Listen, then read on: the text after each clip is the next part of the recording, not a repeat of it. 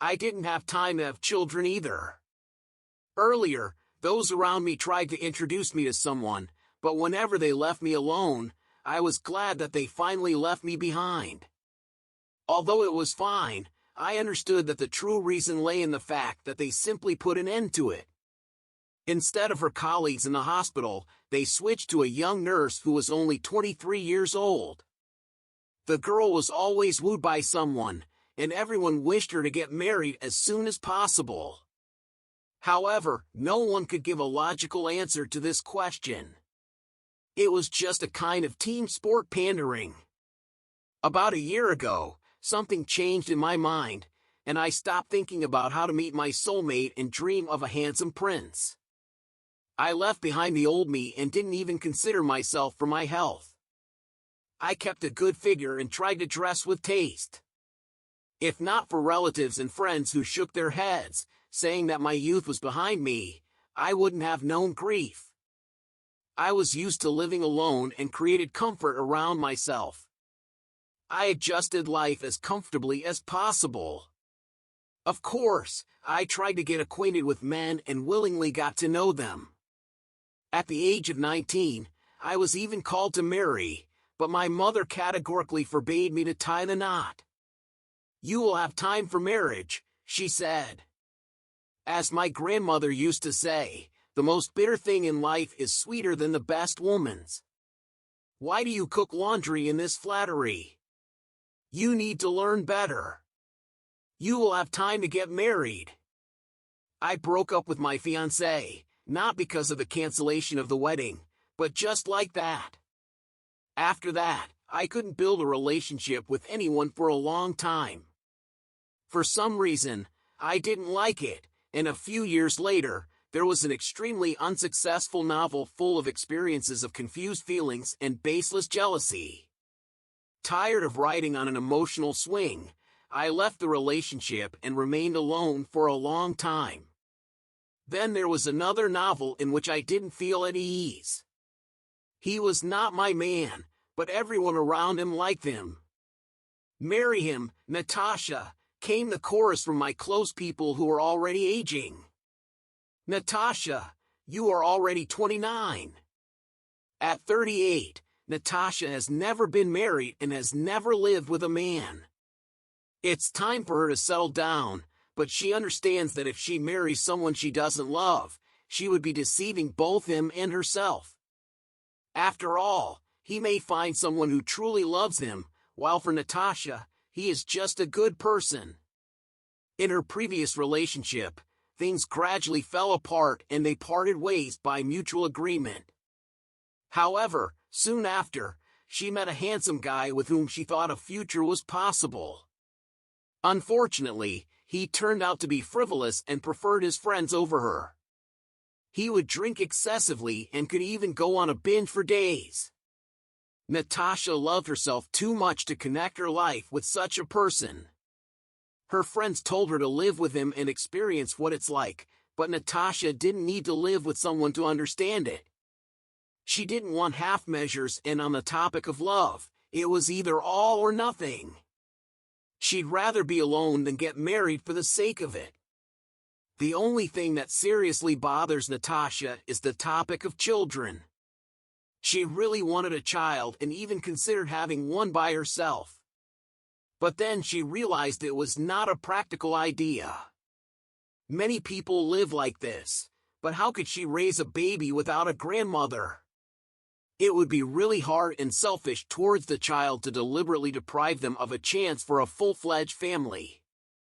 A couple of years ago, Natasha registered on a dating site hoping to find her destiny there. It was an interesting and instructive experience with many compliments from men. However, she soon realized that most of their compliments were the same for each woman. Initially, Natasha was euphoric, thinking that the choice was huge and she would find someone among the many lonely bachelors. But soon, she realized that there was no good product on the site. Many men were only interested in sex, others were married and looking for a mistress, and some even posted photos that were 10 years old. Bald people with a belly came. Natasha was not against baldness or bellies, but the impression they gave. After a small lie, some men spoiled their chances with her. She didn't talk about them to others. Instead, they chatted too much about themselves. They were eternal dreamers and self-seekers, chronic unemployed. Natasha, on the other hand, worked hard and conscientiously. She couldn't understand men who only talked and made plans without any effort. Sometimes she liked a man who didn't like her back. In such cases, she didn't try to pursue them. Natasha allowed others to have their own opinions and didn't try to change them. One day, a stately tall man with beautiful but strict facial features named George came on a date. He worked in the investigative committee. Natasha liked him, but he seemed too cold and detached. They agreed to meet for a second time, and then a third. Natasha was sure that something interesting was beginning, but she didn't expect to end it herself. During their third date, Natasha asked George if he had been married and had children. She usually asked this question on the first date, but she liked George so much that she was afraid to hear the truth. Unfortunately, he had been married, but there were no children. His wife couldn't stand his schedule, and they had many misunderstandings. She left him when she was still pregnant, and she didn't let him see the child. Natasha was surprised but tried not to be indignant. It was her choice. Georgie shrugged his shoulders. Natasha got upset, thinking to herself that she didn't fit in. How can you live in peace and go on a date knowing that your own child is growing up somewhere without you? How is he being brought up? What is he being fed? What were his first words? Well, how is it? Georgie spoke about it so coldly. The girl quietly asked. Natasha, the boy Mark, 2 years old, smiled slightly at her vis-a-vis. No, resolutely, Natasha started. I don't understand you. Let it be rude, but I am categorical in such matters. Everything must be done so that the wife allows you to see your son. Personally, the situation seems to me like this. Your wife doesn't give you a child, and you don't especially want to see him. You are not a father, just a donor. Forgiveness for frankness and my own opinion.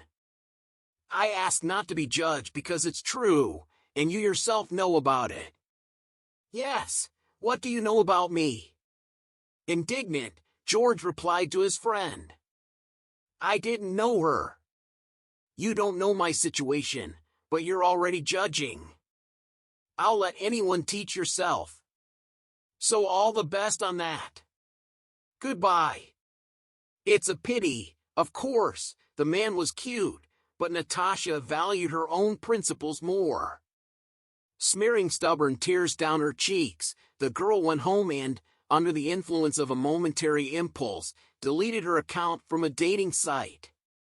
Realizing that there is nothing to catch on the internet, time flew by unnoticed. Here is Natasha, 38 years old, and she is still attractive, not stupid, and well-read. At work, she is appreciated, but in her personal life, there is a gap. To Natasha herself, it did not seem like a tragedy. While working in the hospital, she saw a lot of difficult destinies, compared with which the absence of a man in her life seemed like a trifle. Nevertheless, meeting married couples with children, her heart sank. She dreamed of having a daughter, of course, but she would also be happy with a boy. Still, in her ideal dreams, she painted a little girl with thin, touching pigtails. She even sometimes dreamed that she had a beloved daughter, that Natasha played with her, took her for a walk, and treated her to ice cream. But in the end, something would certainly happen, and the child would disappear. And then Natasha. Desperately looking for a baby, the girl is then kidnapped by a stranger and falls into some kind of hole, becoming lost in a huge shopping center. Usually after such dreams, Natasha is haunted by anxiety all day. Loneliness is not too painful for Natasha, perhaps because while she is among people at work, at home it is the opposite. She wants to be in silence, especially when the day is hard, like today in the resuscitation unit where a woman, referred to as a pilot, jumped out of the 10th floor of her own apartment during spring exacerbation. The surgeon sighed. It's amazing how the resuscitation team did everything they could. Natasha could have sweated all over herself and measured herself, not understanding why. Over the years of work, professional deformation played a role, and Natasha tried not to merge with the personal history of patients. Otherwise, there would not be enough nerves. She was always sensitive to their complaints, but did not take their pain upon herself, especially in situations with people who do not value their lives, taking away strength and time from doctors. But this time she was shaking so much that she had to take a sedative before going out into the corridor. From the resuscitation box, Natasha immediately felt that she was tightly grabbed behind her elbow. She turned around and saw a man about her age, all sweaty and ruffled on his forehead. "Tell me how she is. How is my wife? Will she live?" he babbled in a trembling voice. Natasha realized who the husband of the pilot was. The nurse removed her mask and the man, as if in fright, staggered back, stumbling over something. He landed awkwardly on the hospital bench with his own foot and froze. Natasha, looking into his eyes, said, "The doctor will now come out and tell you everything." Natasha did not like to inform relatives that their loved one had died, so when she was overwhelmed with questions, she answered as much as possible without showing emotion. Although she later scolded herself for it, she could not do anything. "What is your name?" the man shouted after her.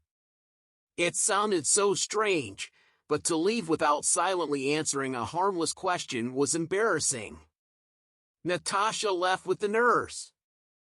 I was walking along the corridor when something strange happened to Natasha at 3 o'clock in the afternoon. A nurse, who had recently started working there and was very shy and didn't know many people, approached her.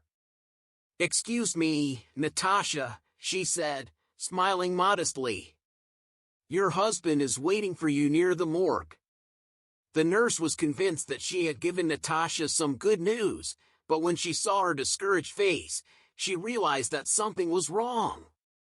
"You must be mistaken," Natasha replied. "I have never been married. You obviously have the wrong person." The nurse apologized and left to find the correct person. Natasha thought that the jokes about her being single had long been left in the past, but it turned out that there were still some people who found it amusing. She was surprised when she received an appointment to meet someone at the morgue. When she arrived, she saw one of her colleagues waiting for her. He explained that he had blurted out that her husband was waiting for her without thinking and apologized for any confusion he had caused.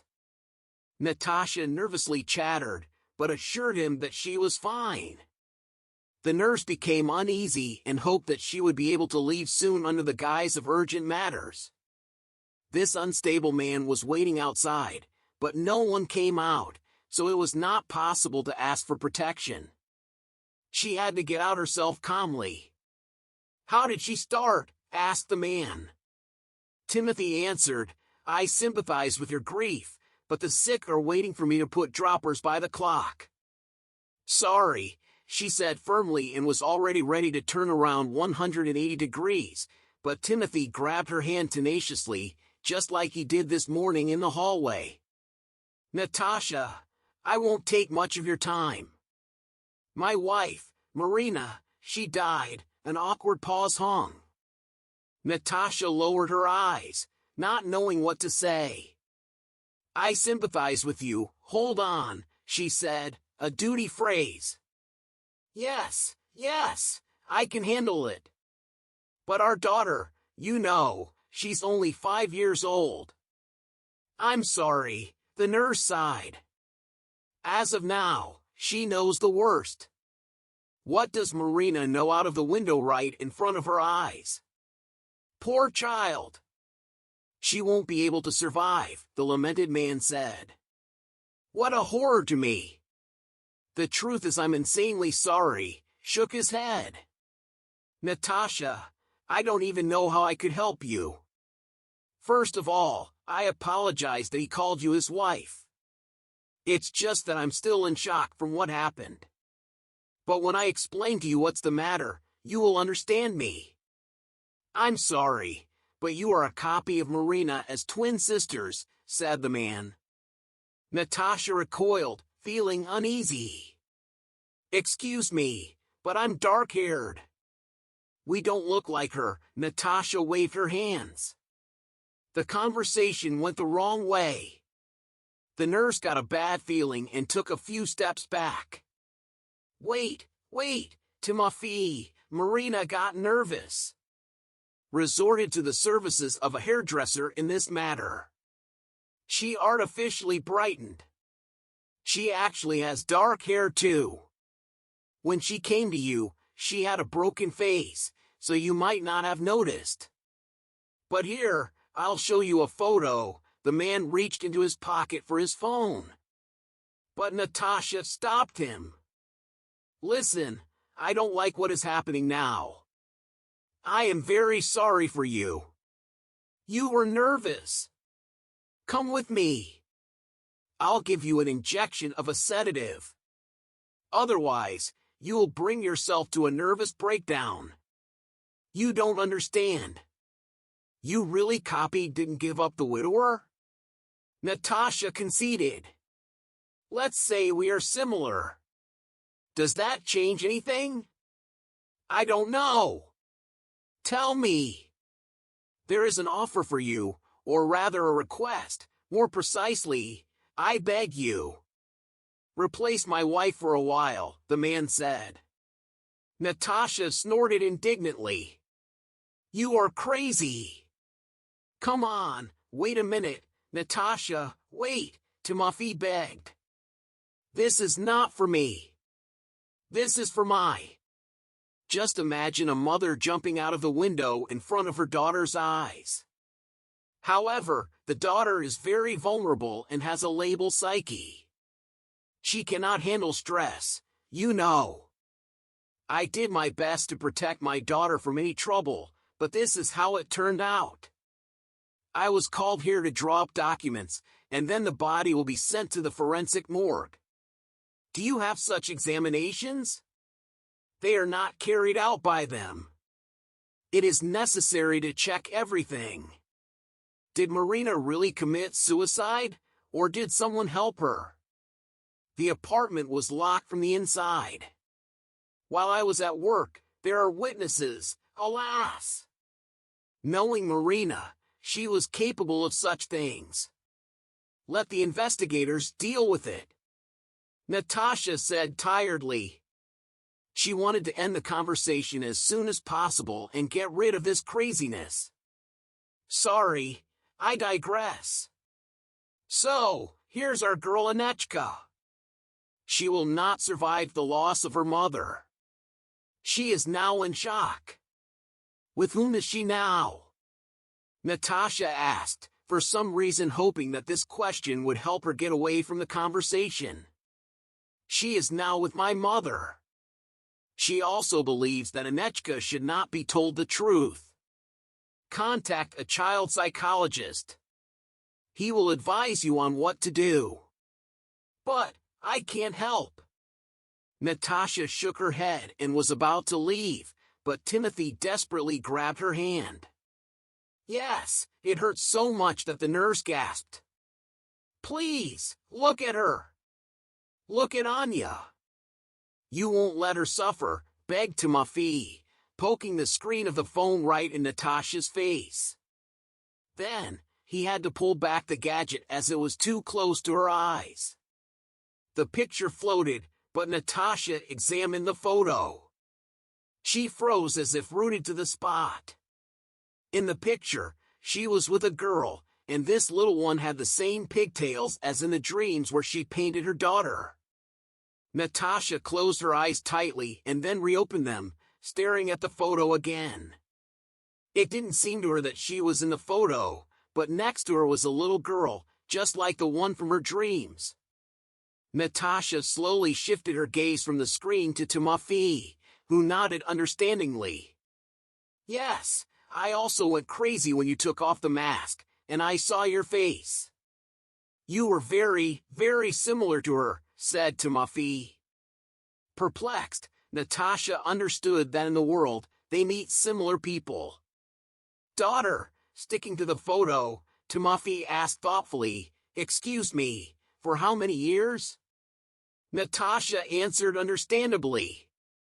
"Marina was younger, but if you are brought to order, you will pass for her, all the more since Anechka is unlikely to notice wrinkles where they weren't there."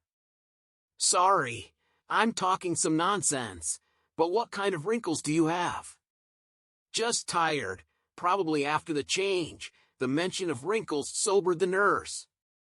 She suddenly remembered that she was on planet Earth, and directly now she was once again reminded of the detrimental effect of gravity on the skin. At the same time, she thought about age and strictly said to Timofey, "I won't participate in your performances." "What do you want? The child to have her life trauma?" "No, don't even think about pretending to be someone's mom. That's not conceivable." She again made an attempt to leave, and again Timofey painfully grabbed her by the hand. "And in addition, I kneel in front of her Marinaka." "Oh, forgive me, Natashenka. I will beg you, help me at least for a couple of days. Just say goodbye to Anechka, and then you will leave. Just understand, the girl saw her mother come out of the window. I told her that it was not true, that her mother would return, that everything was terrible for her. She dreamed. I beg you, just talk to her and then how you will get out." Then Natasha's tone softened. She understood that this man really was on the verge of despair. "I don't know. I didn't come up with it. Until I say that my mother left, I will write letters on her behalf. But now it is very important to let her know that her mother is alive, Natasha. It's not free. I'll pay," even though Natasha was not selfish, but the amount of the fee named by Timofey interested her.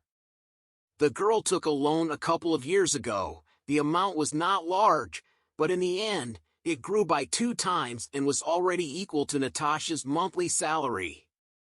Natasha scolded herself very much for this loan because she was a pragmatic person, and how she managed to get into this bondage, she didn't understand herself. She tried to repay the debt, but then the washing machine would break, then a friend's birthday. In general, all these little things did not allow her to get out. The very fact of having pressured Natasha for a long time, and she realized that she could earn the money. She became thoughtful. The more likely she really will help. The child did not become depressed at the same time that Natasha was afraid to play with the child's psyche. "It's dangerous and cruel," Natasha said. "You need to think about everything. Leave your phone. I'll call you." "No, you don't have time to give an answer now," pleaded Timothy. "You need to go now. There is no time to waste." "Anechka will not care that her mother is brown-haired," grinned Natasha. "Let's say that mom dyed her hair. Better yet, let's go to the salon. Let them color you." Natasha didn't manage to answer Timofey's phone call. "Hello?" "Yes, Mom, how is she?" "Yes, I understand. She cries all day and hasn't eaten anything. Call her mother and tell her that Mommy will come to her in the evening." "No, don't ask anything. Trust me, everything will be fine." Absurd, Natasha thought. But something in her head switched. This is a small girl who cries and can't eat anything because of grief. Natasha's heart sank. She had already agreed to help, even without money. Well, she said, when Timofey finishes his conversation with his mother, I will hand over the shift and let's go. Surprise and sincere gratitude were read in Timothy's eyes. Thank you, Natasha. Thank you. You have no idea who you've helped, he muttered. I really can't imagine what I've gotten into, the nurse muttered after passing the shift. Natasha went to the gate of the hospital where the cars were parked. Timofey saw her off to his car and opened the door, offering her to sit in the front seat. First, Timofey suggested going to the salon. Natasha was surprised. Well, how can Mariska recognize you like this? You know, children have a special perception. She will immediately pay attention to your hair. Natasha swallowed. How unceremoniously Timofey went with her to the salon. But she's Mariska, Natasha couldn't digest it. No need to call me by your wife's name, he said. Forgive me and come on, otherwise we will behave unnaturally. Why am I Natasha? Of course, I can't call you. I'll go astray. There will be questions with the child. Natasha rolled her eyes. What had she gotten involved in? She didn't immediately manage to find a salon where Natasha was admitted for coloring without an appointment. The procedure is long, and with the master, you need to negotiate in advance. You that man, we can't take your wife out of her blonde to do at least 6 hours, and we have clients. But finally, Timofey found a salon. The master who agreed to provide such services happily agreed. My client just merged and was signed up for Super Blonde. So sit down, we'll do everything. If only the hair is not burned, sighed Natasha, and dutifully sat down in a chair. At 38 years old, she still had her natural hair color, with a couple of experiments when she was 17 to 20 years old, but they were colors close to natural. A cardinal change in Natasha's image scared her, but she was willing to take the risk. Of course, at the top of her head, the first gray hair was visible, which her caring friends did not forget to remind her of, but Natasha herself had not been bothered by it yet. When her head was covered with foil like a chicken before baking, Timofey took out his phone and said, "And now I'll call Anna." Don't say anything, just wave and air kiss her. This is what they did with Marina when they talked on a video link. Timofey stared at the screen, on which the face of an elderly woman first appeared. Mom, try to restrain yourself. This is what I told you. Understood? Understood, understood, replied the woman. A girl with dark blonde pigtails appeared on the screen, her eyelids swollen from crying. Her hair was dyed with a stupid acid pink color. At the mere glance at the girl, Natasha trembled. The little girl's heart was a copy of the girl's from her dreams. Anya, son, began to have fun, Timofey said. And here is your mother. She dyes her hair to be the most beautiful mom, exclaimed the little girl joyfully. Natasha was confused at first, but she quickly pulled herself together and waved, smiling at the child. You see, my girl, gently cooed Timothy. Everything is fine. Mommy is just busy all day. I told you, you dreamed everything. When Natasha saw how happy the girl was, she realized that it was not in vain that she agreed to this adventure for the child, whose mother had gone out the window. It's terribly sorry, but we won't distract Mommy today. You'll spend the night at Grandma's, and tomorrow I'll pick you up. Well, but I want to see my mother, whined the little girl. Kitten, Mom is late. You will be free. you will already be sleeping. And tomorrow morning, I will pick you up, Natasha agreed. It was clear that Anechka did not like this option, but she did not capriciously complain. What a good obedient girl, thought Natasha. Another person would have already thrown a tantrum, but Natasha did not notice when Anechka disappeared from the screen. Instead of a baby face, a round face appeared Timofey's mother. Make a mistake, she said bitterly. No need, Mom firmly said. Timothy and I have decided, so better believe it. The conversation was over. Natasha became uneasy, but Timofey was clearly determined. It was clear that for the sake of his daughter, he was capable of moving mountains.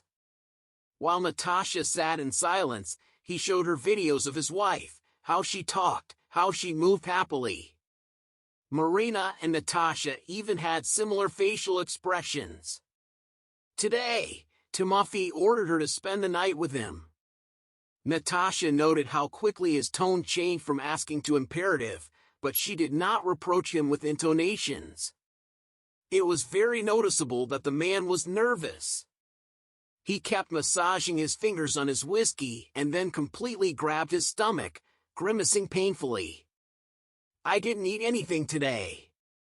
After breakfast, I'll have something to eat. Something harmful, I'm sure. I have an ulcer, he said.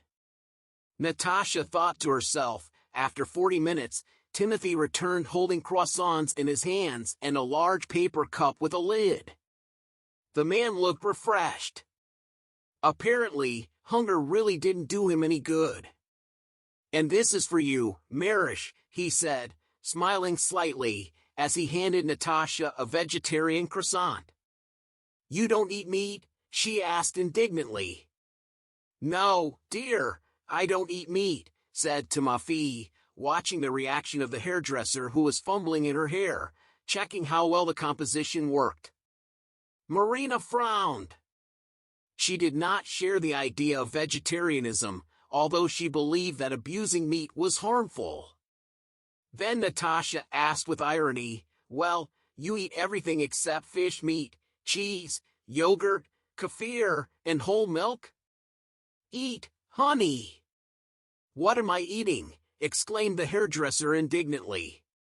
She imperturbably continued to fumble in her hair, as if she hears similar conversations every day. Tofu and pita bread, for example. Do you like coconut butter? Oat milk? Shopping at veggie stores? This croissant is also vegetarian and on sourdough, Timofey explained. That's why I'm so slender. Natasha sighed. That is why, Timofey confirmed. Yes, he was lucky that I.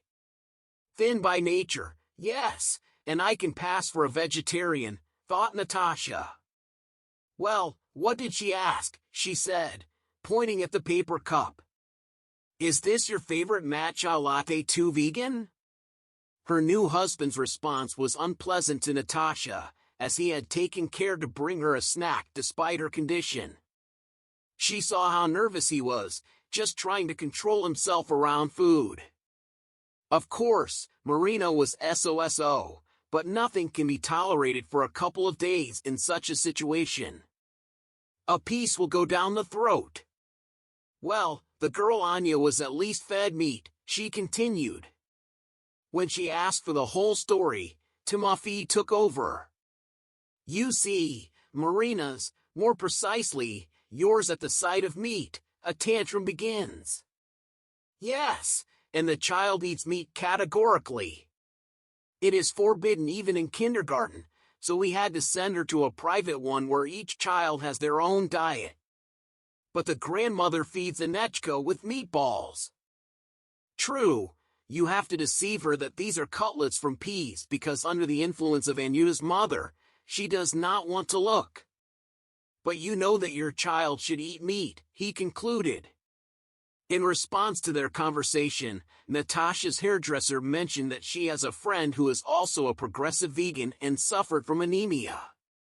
"Forgive me for interfering, but this definitely should have stretched out," she said. Natasha was also against a vegetarian diet for children and preferred to eat meat. Of course, Timothy secretly answered, not wanting to unnerve his spouse. Natasha sighed and sipped her cooling matcha latte, grimacing. Yes, she thought if Marina drank such a thing and ate grass, it is not surprising that in the end, life did not become sweet to her. Immediately, Natasha experienced shame in front of herself for such black humor, although she understood that this was a way to relax because she was very nervous about the adventure in which she got involved. Finally, after many hours of execution with staining, Natasha's transformation was complete. Wow, Timothy exhaled when he saw the nurse's one-to-one transformation. Natasha herself had never seen herself so bright and would never have thought what could be made of her blonde modern means. The hairdresser smiled, pleased that her work was appreciated, and Timothy paid off the bill. They left the salons together and headed for the car. Natasha felt an unusual lethargy in her body. She seemed to have been replaced by Marina. "What have I done?" she thought, catching her condition. Timothy took her hand gently, unlike earlier, and promised quietly that he would get out himself in a couple of days. Natasha did not immediately react to her name. In this short period of time, she was already confused about who she was, Marina or Natasha. She felt as if her personality was bifurcating, as if she had fallen into some kind of film and did not know whether she was the main character and everything would be fine, or she was a secondary character of which the viewer was not sorry for the plot twist. "Let's go! You'll get used to the house overnight. I'll show you where everything is so that you don't behave like a gingerbread man," Timothy said. Natasha sighed but did not argue. Of course, she would have been better off spending that night at home. She would calm down and put her thoughts in order. Otherwise, something was going on, but he called himself a load. Get into the body, and that one is also this envelope in the hands of additional motivation. While she dyed her hair, Timothy went to the ATM, purchased a gift envelope, and shoved the advance inside. When they got into the car, he handed the envelope to Natasha so that she would not change her mind. Just a few hours ago, money was the decisive motivator in this story. When she saw Anechka's tear-stained eyes, Natasha had no doubt what she was doing was for the sake of the unfortunate child. As for earnings, what kind of bonus would be not superfluous in her situation? They arrived at a modern sleeping area, non-elite housing but quite decent. They went up to the 10th floor. Now, Natasha would enter the apartment where everything happened. From these thoughts, she felt uneasy. Today, in the morning, a terrible and eerie incident happened at her work. Natasha saw a lot of things, but it all remained at the hospital. Now, this terrible story had become a part of her life, and Natasha herself allowed it. Today, the police were here. The following is an improved version of the text. The investigators were inspecting the scene that Timothy had reported when they entered the apartment. Natasha was so worried that she did not pay attention to the situation at all. However, she planned to go to the police again tomorrow to testify. She couldn't understand why it hadn't happened yet, with all the evidence they had. Natasha sighed, feeling like the situation wouldn't leave her alone. She didn't know what to say. What if the woman was really thrown out of the window or brought in? Was it just spring aggravation, or was something else going on? She asked Timothy what he thought. Timothy admitted that this had been going on for a long time, and there had already been attempts on the woman's life. The first time, they didn't register it, but the second time, they did. While pouring himself a glass of water in the kitchen, Timofey's wife guessed that Natasha was having problems. Unfortunately, the woman had even been treated at the best clinic, but nothing had helped. Natasha felt sorry for her. She loved her very much, but after the clinic, she had changed a lot. Natasha didn't recognize her anymore. After discharge, she was monitored by a psychiatrist, too. Excellent specialists had stabilized her, but what about Anya? How did Timofey leave her with her? Natasha was surprised to hear that Anya was in remission and behaving quite adequately. She had idolized them, so she thought their connection was strong. However, Anya's psychologist recommended not to contact Marina.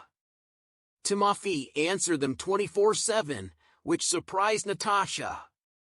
The fact was that sometimes Marina scared Anya. For example, once she made her drink a huge amount of water and caused vomiting. She even washed her stomach. Marina couldn't explain why she was doing this. In the middle of the night, she grabbed Anya and wrapped her in a blanket, trying to run away.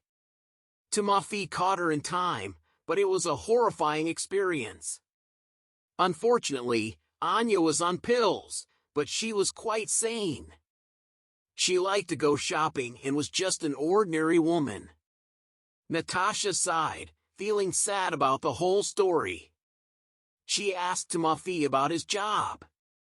He said that he headed a department in a company, and he was not rich, but he couldn't afford to live in poverty and not work for his wife. They really wanted a child, but it hadn't worked out. They did IVF, but during pregnancy, Timofey noticed something strange in Anya's behavior. They attributed it to the whims of pregnant women, but after childbirth, she sinned on. Postpartum depression turned out to be much worse than expected. Usually, these things appear during adolescence, but with Marina, it was different. Okay, don't worry about it. Let me show you everything tomorrow. The child will arrive, and it's necessary that you're aware of everything and put on something from Marina's wardrobe. The apartment was large, spacious, and modern, with 3 rooms, a kitchen combined with the living room, and a huge bathroom with expensive dark tiles. The baby's room was obviously furnished with love, with a cute bed fit for a princess, a table with scattered markers and an unfinished drawing, flowing curtains on the windows, and pictures from Disney cartoons on the walls. In the corner, there was a low rack with toys and a stylish white wicker basket, also filled with toys. But most of all, Natasha was conquered by the huge bedroom with a soft bed, lighting, and a fluffy carpet. How is it here? Great! You can move the beds to sleep here, said Timofey. And I'll be on the sofa. Natasha rejoiced, but the wind blowing from the balcony quickly sobered her up. It happened here? She asked. Timofey nodded. Then let's better. I'll be on the couch, Natasha shivered.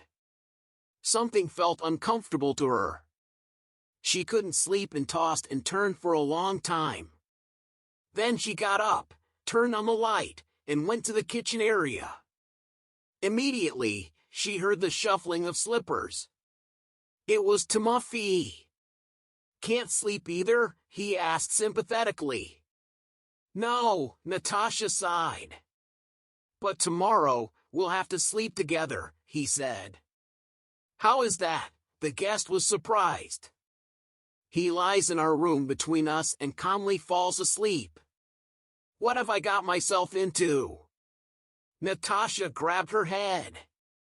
She couldn't believe everything was so far away. Maybe she should refuse before it's too late.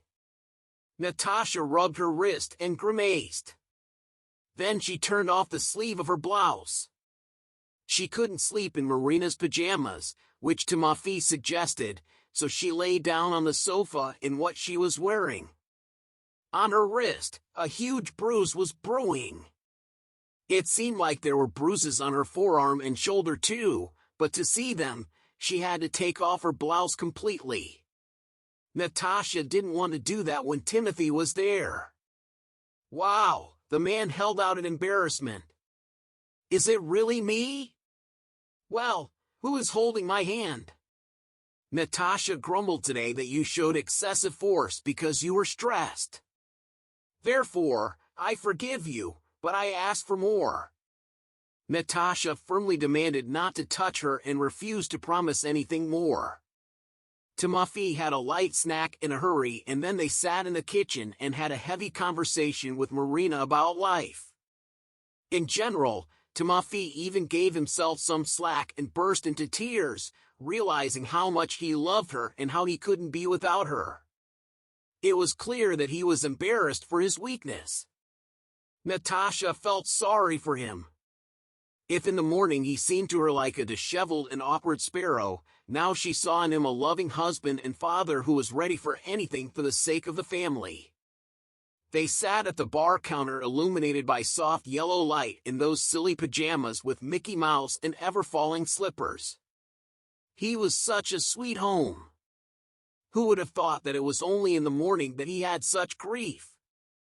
Tomorrow there would be a continuation of this nightmare and also a funeral. They had to survive and organize everything in secret from their daughter. If someone saw them, their contrative would be enough for Marina to be alive. Although, on the other hand, everyone in this house was busy and they didn't really remember how Marinka looked or in which apartment she lived. Besides, the tenants often changed, and the playground was not safe. Natasha worried about her daughter, who mostly walked in the garden. Yes, they could go to another site, but the idea was SOSO. Of course, you saw what was going on with the sledge today, Timothy asked unexpectedly aggressively. Natasha was frightened and replied that she just drove through. Well, the widower decided. Okay, let's sleep. Tomorrow is a hard day for both of us. Natasha went to her sofa, anxiously thinking about what awaited her tomorrow. She managed to sleep for a couple of hours, but Timofey, judging by his appearance, did not sleep at all. They greeted each other dryly and started making their coffee. Marin was mentioned, and Timofey warned Natasha that they could eat oatmeal, tofu, or soy kefir pellets for breakfast. Natasha no longer reacted to being addressed by someone else's name, but she grimaced at the mention of oatmeal pancakes. Anya asked for vegetables instead, but Timofey suggested giving her pancakes for a change. He shrugged and said that according to the tests, everything was normal, but he agreed that he didn't like the food either.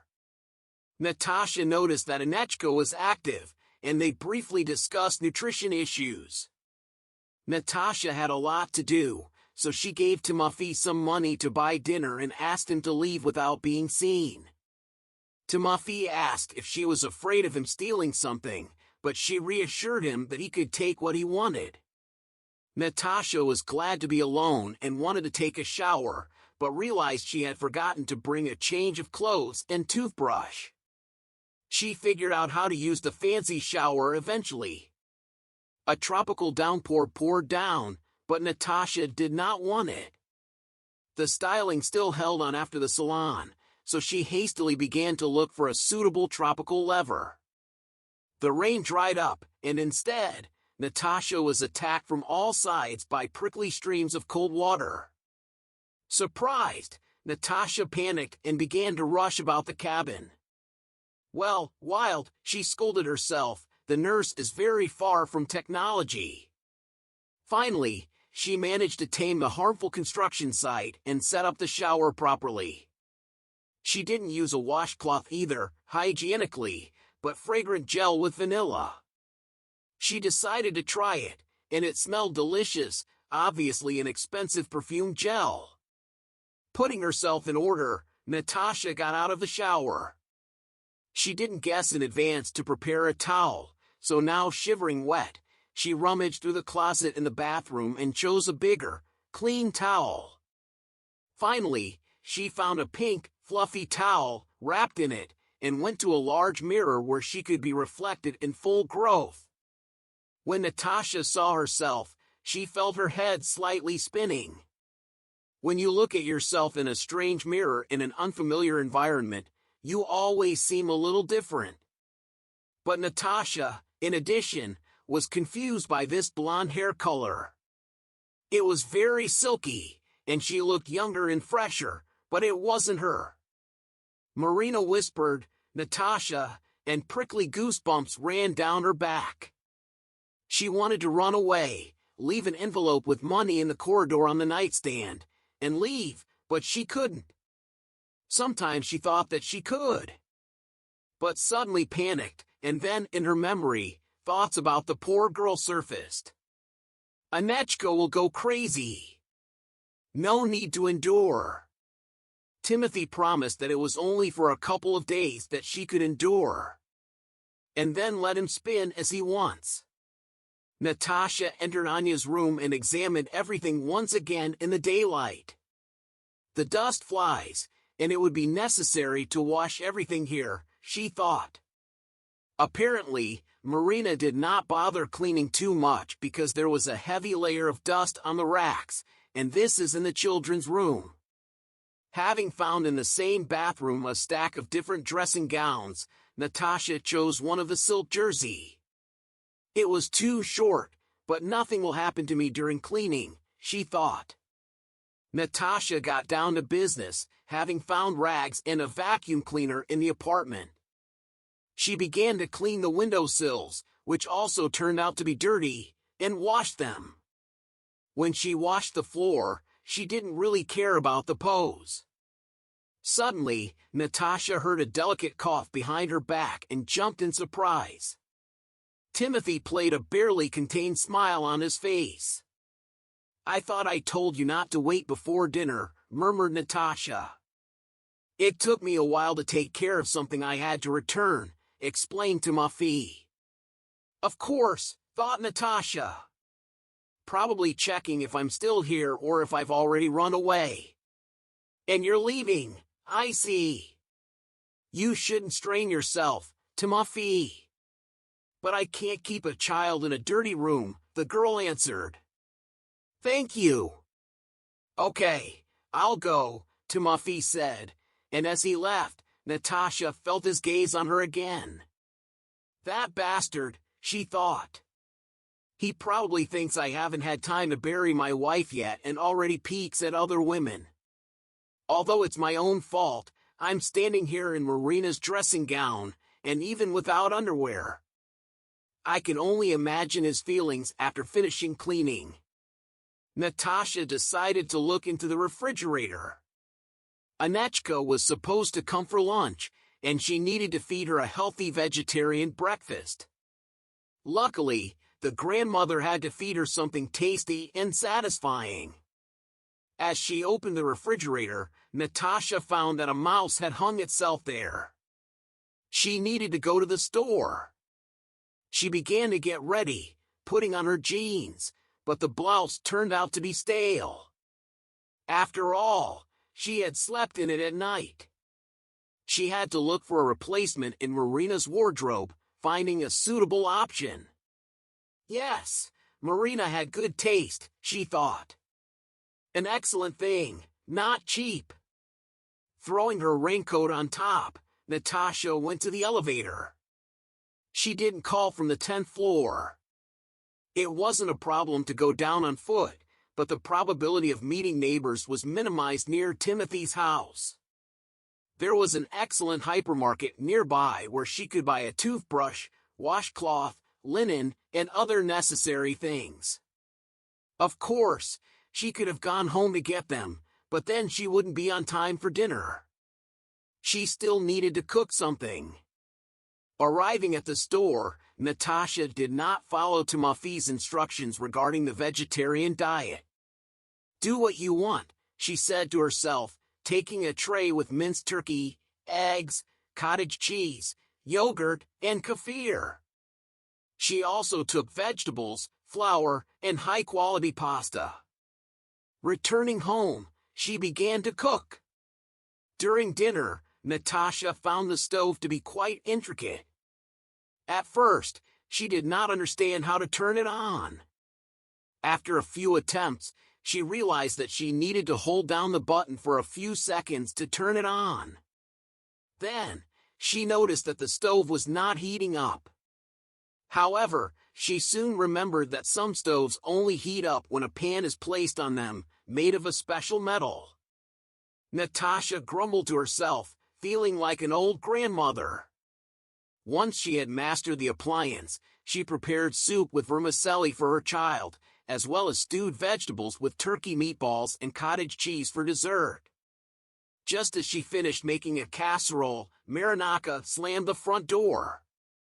"We're home!" Timofey shouted from the hallway. Natasha shuddered, feeling like the main character in a scary performance. However, she had to put on a mask and go on stage, like a performer. "Kitty Mom missed you," cooed Inuyuta from the kitchen. When Natasha saw Timofey's distorted face, she realized that she had blurted out something at the start. However, Anya rushed towards her and hugged her tightly, asking suspiciously if she didn't like cats. Natasha didn't know what to say, but eventually pulled herself together and confidently answered that cats were lazy and affectionate. After undressing Anya, Natasha peered at Timofey's face and noticed that he was annoyed that she had poorly prepared a new mother. However, Anya's eyes shone with happiness, and she believed that it was her own mother. They sat down at a round table, which served as a separator between the kitchen and the living room, and enjoyed the delicious lunch. Natasha took the ladle of soup and poured it onto a plate with a bear. Timofey whispered his request, and Natasha put the plate in front of the girl. "Bon appetit," she said. The girl looked incredulously at the meatballs and asked, "What is this?" "Meatballs," easily answered Natasha. "And from whom are they rounded?" "Anechka." Timofey made an angry face. He had warned that Marina did not recognize meat and categorically forbade feeding it to their child. But Natasha didn't even raise an eyebrow. "It's from a turkey, you know, such a bird," she smiled. Anechka snorted and moved away from the plate. "Mommy, we do not eat the meat of slaughtered animals, and this is not real meat. It is grown in a laboratory. No animals were harmed. So eat smart, Anya."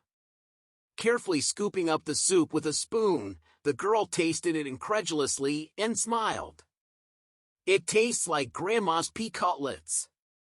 She finished the soup in one sitting and demanded the promised dessert. "What a smart girl," praised Natasha. "Usually kids don't eat soup well, and you finished it in 2 accounts. Only first, we'll eat vegetables." Timofey turned out to be right. The girl didn't love vegetables in any form. It was clear that she was suffering over a plate and herself. Mom decided not to torment the child and took out a ruddy, fragrant casserole and put it on a dish. From one type of dessert, Anya and Timofey said, "Mommy, you have never cooked so deliciously," said the girl admiringly. "Now you will always eat deliciously," smiled Natasha in response. Immediately, she stopped short, wondering why she had the right to make such promises to the girl. She had only known the child for half an hour and communicated as if it was her own daughter. Why did she feel the girl had such feelings? It was a mystery. Natasha noticed that the girl didn't let go of the strange, acid-colored monster toy even during lunchtime. It obviously interfered, and the girl shifted it from one hand to the other, attaching it to her knees. "Let's put it away while we eat," suggested Natasha. "Did you forget Kuzia?" asked the surprised girl. "No, I didn't forget. I said that Kazenko was always with me," Otherwise, trouble will happen, Natasha replied. Well, okay, yes, in this family. Something strange was happening by the look of Timothy. She realized that some family custom was involved, which she would be told about later. Therefore, she decided to keep silent. Dinner went well, and Timothy instructed them to watch cartoons. He went on business for almost a whole day. The police gave evidence and confiscated the gadgets, looked through the contents, and interviewed the neighbors. However, they did not find any clues that could bring suspicion on Timothy. Additionally, the case recorded Marina's attempts to end her life, so it was decided to leave Timothy behind. In the evening, he returned home exhausted. Natasha did not bathe the girl but forced her to wash and brush her teeth. Bathing a child is a process full of rituals and ignorance. The imposter could give himself away with the girl's head. She would understand that she is not her mother and panic.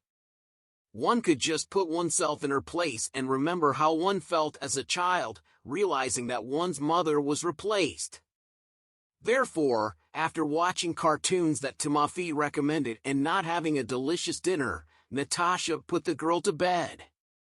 Mom, you can't leave the blanket like that. You need to tuck it under me, the girl said, frightened when Natasha was about to leave her room. Yes, I forgot, Natasha caught on. Remind me, please, why not? Well, how do monsters live under the bed? They grab the blanket and drag me along, the girl explained. Well, what are you, baby? Monsters don't exist, smiled Natasha, but she still tucked her in and quietly closed the door. However, she heard Anna's voice saying, No, Mommy, don't close it. Okay, I'll leave it, Natasha agreed, and they had to click the switch 3 times. They are afraid of this, said the girl. Okay, Natasha nodded her head and flipped the switch 3 times. In one of these clicks, when the light came on, Natasha saw that the girl, pulling out the handle from under the blanket, twisted the figure. What are you doing? Natasha was indignant. Well, Anya whimpered so much to drive them away, the woman understood. Well, they're evil monsters, that is who will not touch you, promised Natasha, turned off the light, and found that the children's room was not plunged into darkness. On the table, a night light was burning. On the ceiling, there were special fluorescent stickers that created a flared starry sky effect. As she entered the kitchen, the false Marina met her false husband. It was clear that he had a hard day and was trying to relax with a drink. You know, something strong when I saw you from the back today in this dressing gown. For a moment it seemed that Marinka was alive. What an idiot I am, just a day of this theater and I'm already going crazy. And you look crazy too, he said. Anechka, said Natasha resolutely, since we started to bring it up, it's up to the end. Better tell me what kind of strange toy Anechka has in my house. They didn't play like that in childhood, but yes, the monster was sewn to order according to Marinka's Ani's rice. A child psychologist recommended it so the child can deal with her fears. You know, if you make friends with your demons, then they won't touch you. A strange psychologist, responded Natasha. Well, how about turn off the light 3 times, tuck the blanket. Oh figs! These! Oh yes, Yuta has a lot of troubles, but you understand Marina herself was a difficult person. She imagined a lot, therefore her daughters were transferred. How are you with such a strange mother? I'm sorry, of course, you left the child. Natasha wondered how Marina, a very caring mother, was always safe with her child. But without Anichka, she could fall into depression. From the garden, I was nervous to wait for her, so I didn't take her there every day. Since the garden is private, no one condemns free visits. Okay, morning evening's wiser. I'll go to sleep, she said. Stop, called Timothy. Where are you? Like on the sofa, you forgot to come to bed with us. Otherwise, Anechka will think that we quarreled. Natasha definitely caught on. Listen, but you can't somehow, it's embarrassing to avoid this. Don't be afraid to pester me. I won't be bitter, Timothy promised with a grin. Although you are my type, believe me, now I have no time for pleasures. Life in an instant flew into hell. Well, there's nothing to do. But Natasha found a way out. She dug out Marina Velvetova's tracksuit with rhinestones from her diverse wardrobe and put it on before going to bed. She felt protected, and fortunately, the blankets were separate as well. Not one for sharing a bed with someone, Natasha was grateful for the cocoon, which allowed her to avoid feeling like a man was lying next to her. Generally, Natasha did not spend the night with a man, as she usually just visited and did not stay overnight. However, she did not like to let anyone in at all. But now she had to share a bed with a man she did not know until yesterday. Natasha wrapped herself in a blanket and lay down on her side, staring at the balcony. There was a breeze in the bedroom, making it cold. That's why Natasha didn't take off her socks. Would you like me to close it? Asked Timofey, who had entered the bedroom. He was wearing dark pajamas that were obviously wet from a shower, and he smelled invigoratingly of gel or something else perfumed. It's generally unpleasant for me to approach your balcony, stated Natasha. I understand. I'll close it myself, said Timofey, as he went to the loggia to lock the sash. He then returned and closed the balcony door. All this time, Natasha could examine her newly made husband in pajamas with impunity. He looks good, she thought, feeling suddenly ashamed of her thoughts. She even blushed, and her heart pounded loudly. That's all, Timofey said, closing the door. Marina liked to sleep in the cold. Therefore, she always ventilated the room. So it turned into the North Pole in the summer. Still, it's all right. But in winter and autumn, at least I'll sleep in the warmth. Why didn't you tell her that you were uncomfortable? Surprised Natasha asked. I said. But the fact is that in the last time with Marina, it was impossible to argue. Of course, in more serious matters, I was persistent. And in such trifles, it was easier to give in, Timofey explained, before going to bed next to Natasha and covering himself with a blanket. He turned his back to her and immediately snorted, falling asleep with relief. That's good, thought Natasha. However, sleep did not come to her. She froze in her cocoon of blankets and was afraid to move. She only turned over when she was completely numb and lay down on her back, feeling better. Yesterday was exhausting, and she had slept little. So, in the end, sleep overcame her.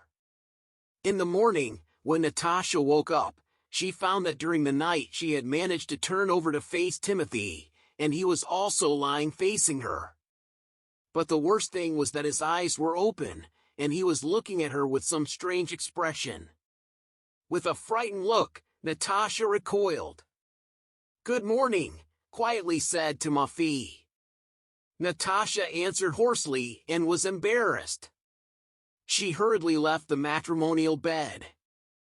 I'll go wash and cook breakfast, she said and ran to the bathroom.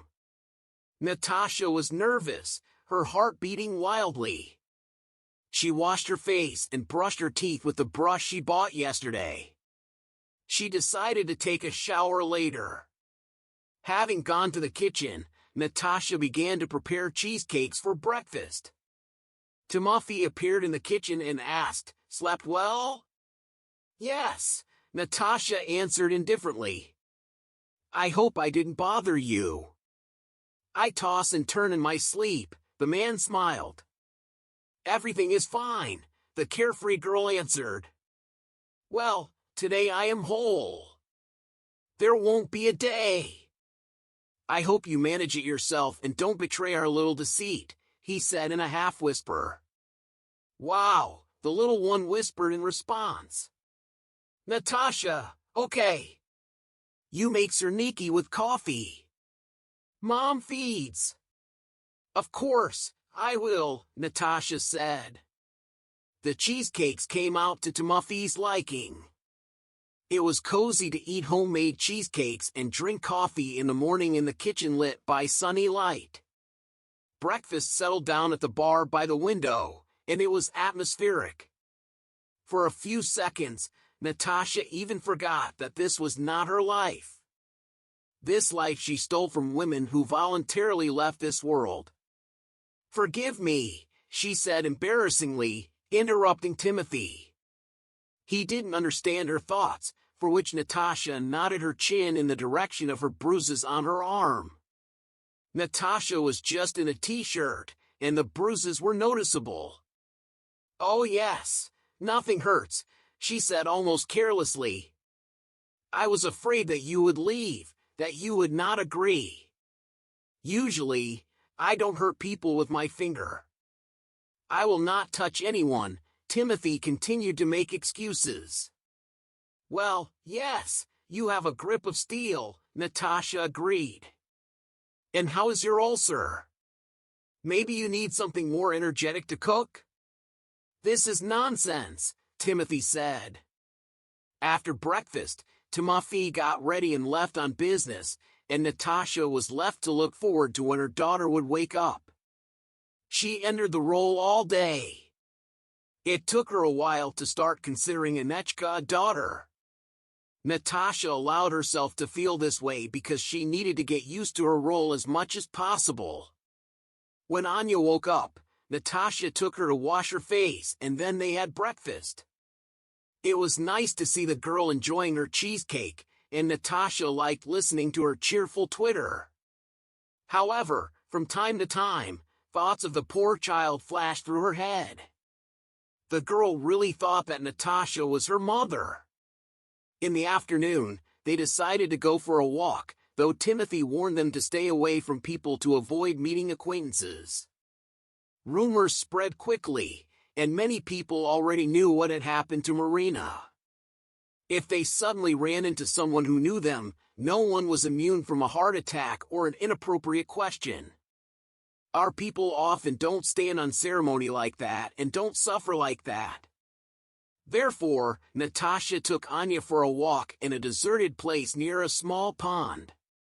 The girl really liked it there, and Natasha was happy watching her run along the soft green May grass, feed the ducks, and examine the lazy, barely awakened insects. Walking with the child, Natasha realized that she had not felt so happy in a long time, but at the same time, she felt like she was stealing happiness from another woman. She knew that the woman who had passed away did not warn her daughter while her things were being worn. Natasha also understood that she did not know much about the child. For example, she didn't know if she could buy her ice cream without it causing a sore throat or an allergy.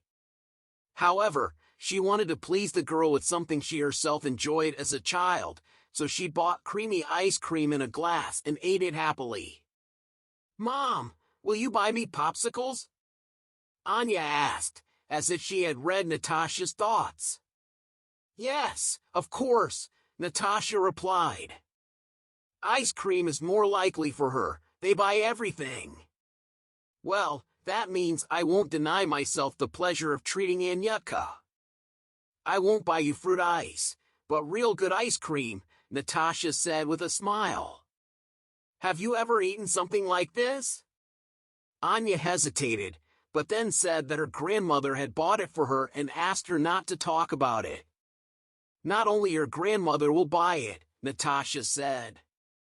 She took Anya's hand and they went to the street vendor to buy ice cream. After receiving their cones, Anya began to lick hers with pleasure, looking like a happy girl. Natasha decided to treat herself to a cone with a bright raspberry flavor. They sat down on a bench in the shade of the alley and began to enjoy the cold delicacy. Natasha was so engrossed that she almost missed the approaching trouble. However, they had chosen a spot in the city where families often went for walks. Natasha jumped up as if stung, grabbed Anya's hand, and tried to take her away, but the girl escaped and returned to the bench. "Mom, I forgot Kuzia," the girl screamed loudly. A clumsy dog had sat on the bench and knocked Anya over. Natasha screamed loudly, and the nurse thought she was in trouble. "Sasha Sterlitz has never been so close to failure," she said, recognizing Natasha. "Why did you suddenly change your image? Why didn't you come to work?" the nurse asked with a smile. "Just a couple of days off," shrugged Natasha. She was so worried that she even forgot to say hello. "Sorry, Anyutka, let's go. It's time to go home." "Mommy, can we still take a walk here?" whined the girl. The nurse's eyes widened. "Natasha, how did you manage something like this? You had no husband or children just now, and here Nate is ready for you," the woman said, surprised. "Imagine, this is how it happens in life." Natasha laughed and grabbed Anya's hand, dragging her towards the park exit. The nurse remained perplexed, clapping her eyes, and Natasha had already seen how they were discussing her at work.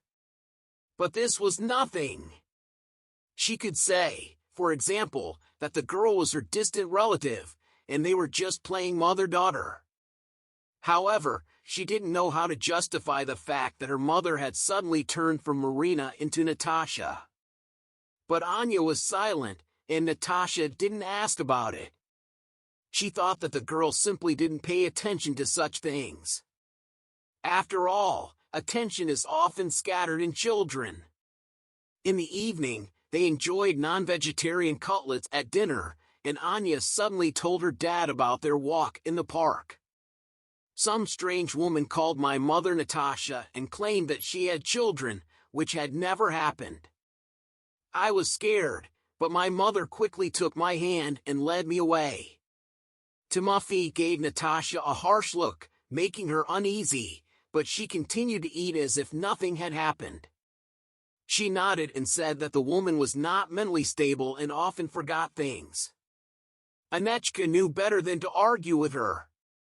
Natasha had already forgotten that she had seen us. However, if she remembered, she might mistake me for a boy due to her condition.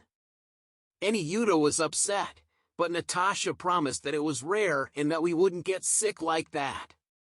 Timothy's expression softened, but Natasha knew what he was thinking. He thought she was a brainwasher. When they were alone in the bedroom, Timofey hissed at her, asking why she had gone out with us. He reminded her that they had agreed to only go out in crowded places. Natasha nodded, but she had wanted the child to breathe fresh air and not be cooped up inside all day. Timofey began to doubt her competence. He blamed people like her for the collapse of all spheres, and Natasha almost choked with indignation. She asked him who was to blame, and he venomously nodded at her. They decided to leave the next day. Natasha would say goodbye to Anechka and leave on her own. Timofey shrugged, saying that they had agreed on this plan for a couple of days. In the morning, Anya woke up with a sore throat. She irritably scolded Timofey for feeding her ice cream, as it had made the child sick. Natasha was indignant at work today. "I don't know anything. I'm already on my nerves," she muttered. "Everyone was already on edge with the funeral, and now you are throwing problems here, Timofey." "Listen," Natasha suggested to Timofey. "Do you want to take Anyuta to Grandma? She'll have time. Well, of course, you did a lot of business with your ice cream, huh? My mother is raking, so I have no choice but to take on work from Naked and stay with Anya. But she herself wanted to be alone with the girl as long as possible. She really fell in love with this baby, especially when they were alone. Natasha liked to read books to the girl, draw, sculpt with her, play hide and seek. "Mommy, how fun!" the girl would exclaim. Natasha was happy with her. A few days later, there was no pain in the throat and there was almost no trace of Timothy.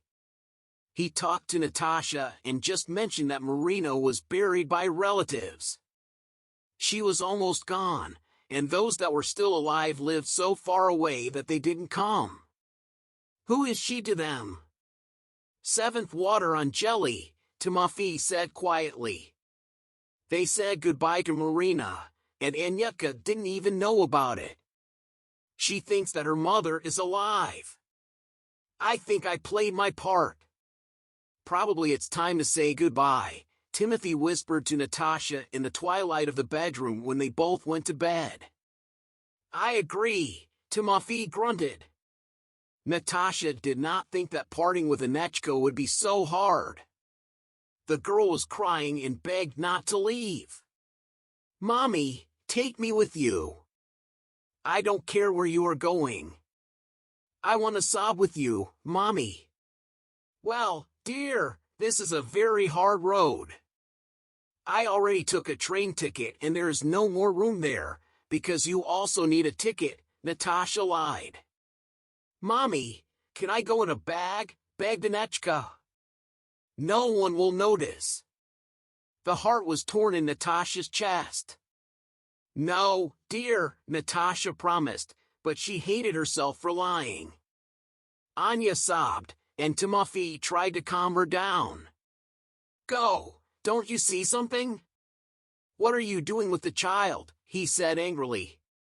Natasha hastily kissed the girl and hurried to run away. It was unbearable to say goodbye to a little angel who, in this short period of time, had become like family.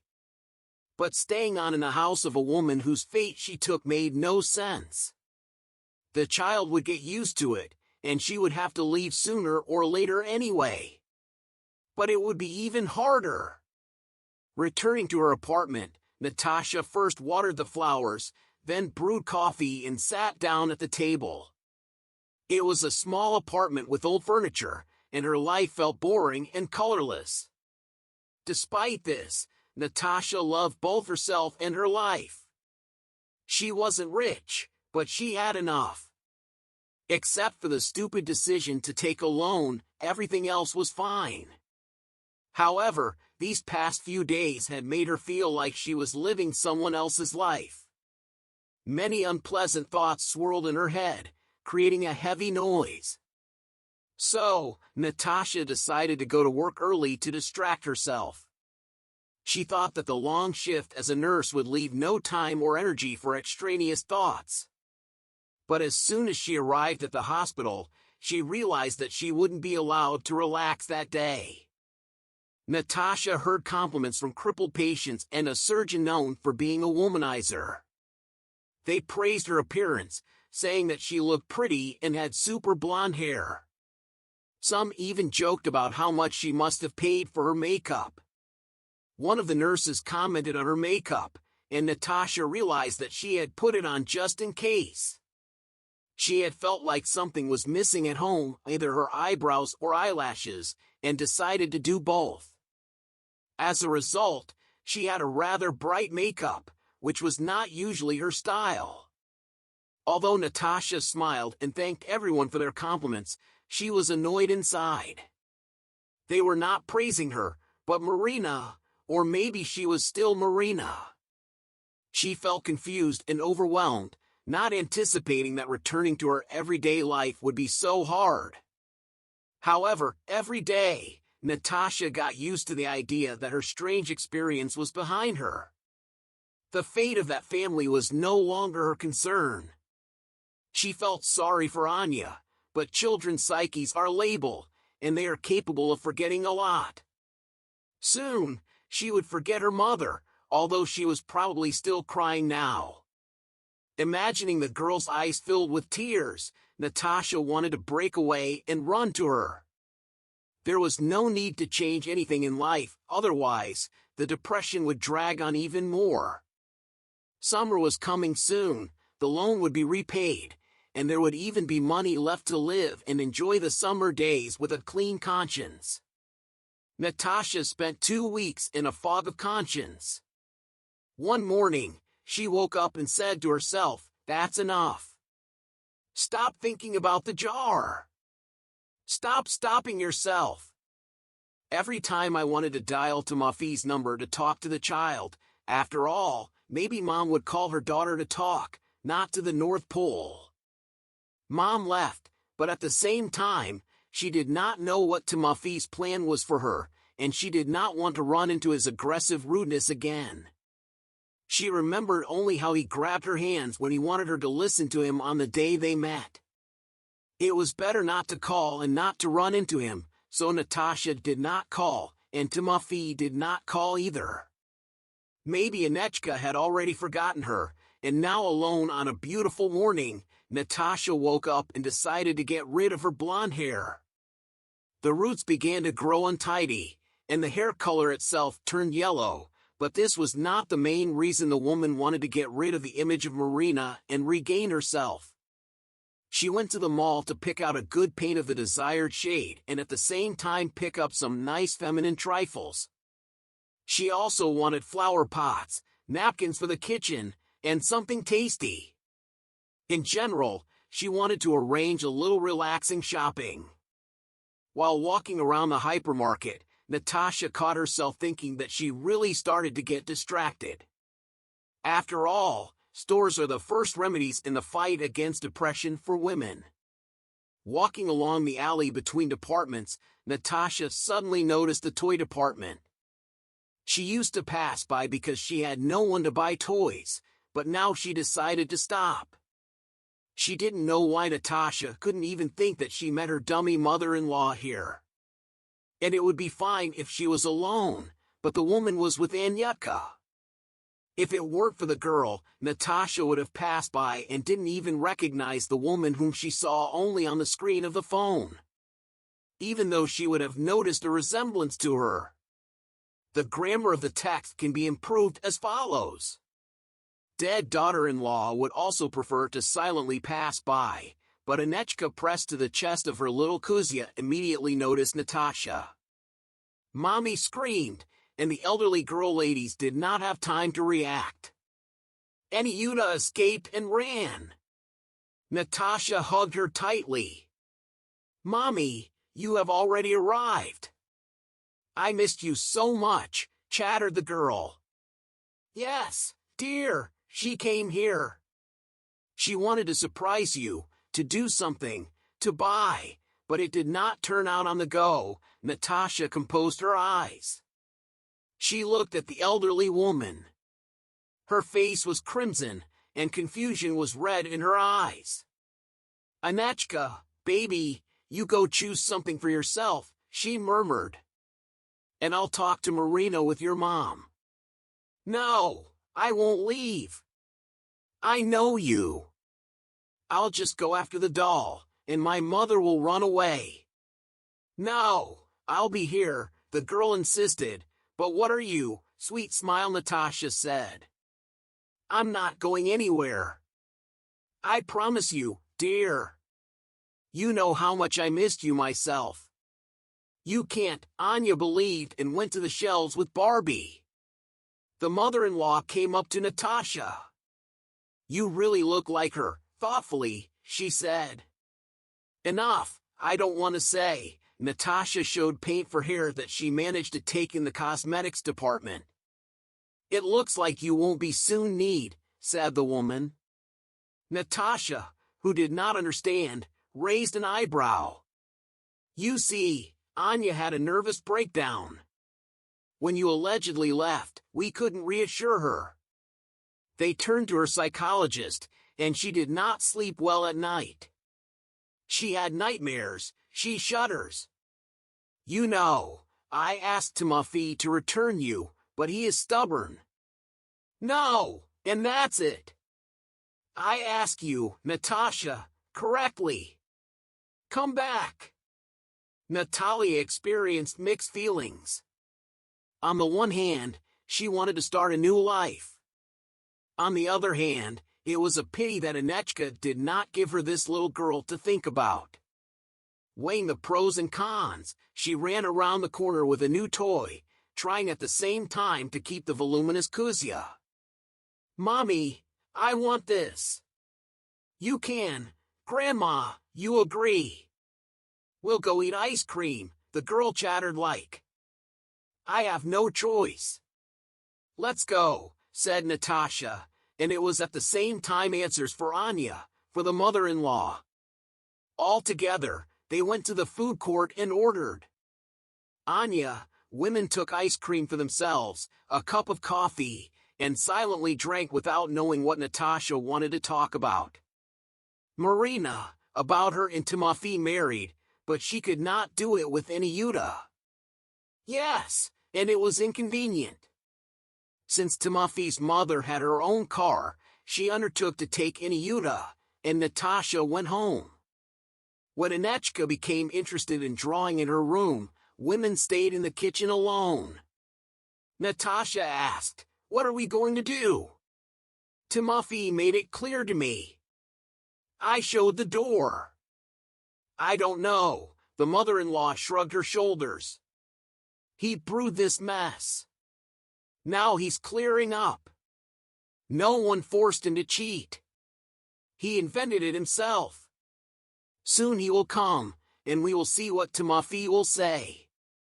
He did not keep himself waiting and returned. At some point, Natasha asked him with bewilderment, Timothy's mother. For some reason her eyes became empty and ashamed, although she did not ask to return to this family. She calmly said, "We met by chance in a shopping center." What had to be done? To say that Marina returned from a trip? Timofey hissed, "Who asked you to roam around shopping centers?" Indignantly, Natasha was upset at such an unceremonious insult. I can't even go to the store, Daddy, Daddy, Anechka's sonorous voice rang out. The adults immediately fell silent as Daddy and Mom finally arrived. Natasha was so happy she was jumping for joy. It was Timofey's turn to look down. Yes, he said, my mother is back. I am also very happy. Naturally, that evening Anechka did not let Natasha go anywhere, and she had to sleep with Timofey in the same bed. Wrapped in her cocoon from a blanket, Natasha felt as if she had returned to her own bed, her former life where she worked as a nurse and lived in a simple apartment.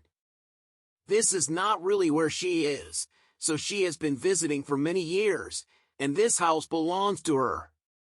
This is her bedroom, her bed. It's just that Natasha was absent for a very long time. Forgive me, Timofey suddenly grunted. Natasha did not understand and began to fiddle in her cocoon to turn her face to him. He, too, was lying under the covers. I ask you for forgiveness, Timofey sighed. I was sharp with you. I see how Anechka was worried when you were not around, and now she is happy and fell asleep calmly. Well, why didn't you call? Natasha asked, hoping that it would hurt her and distract her from all this.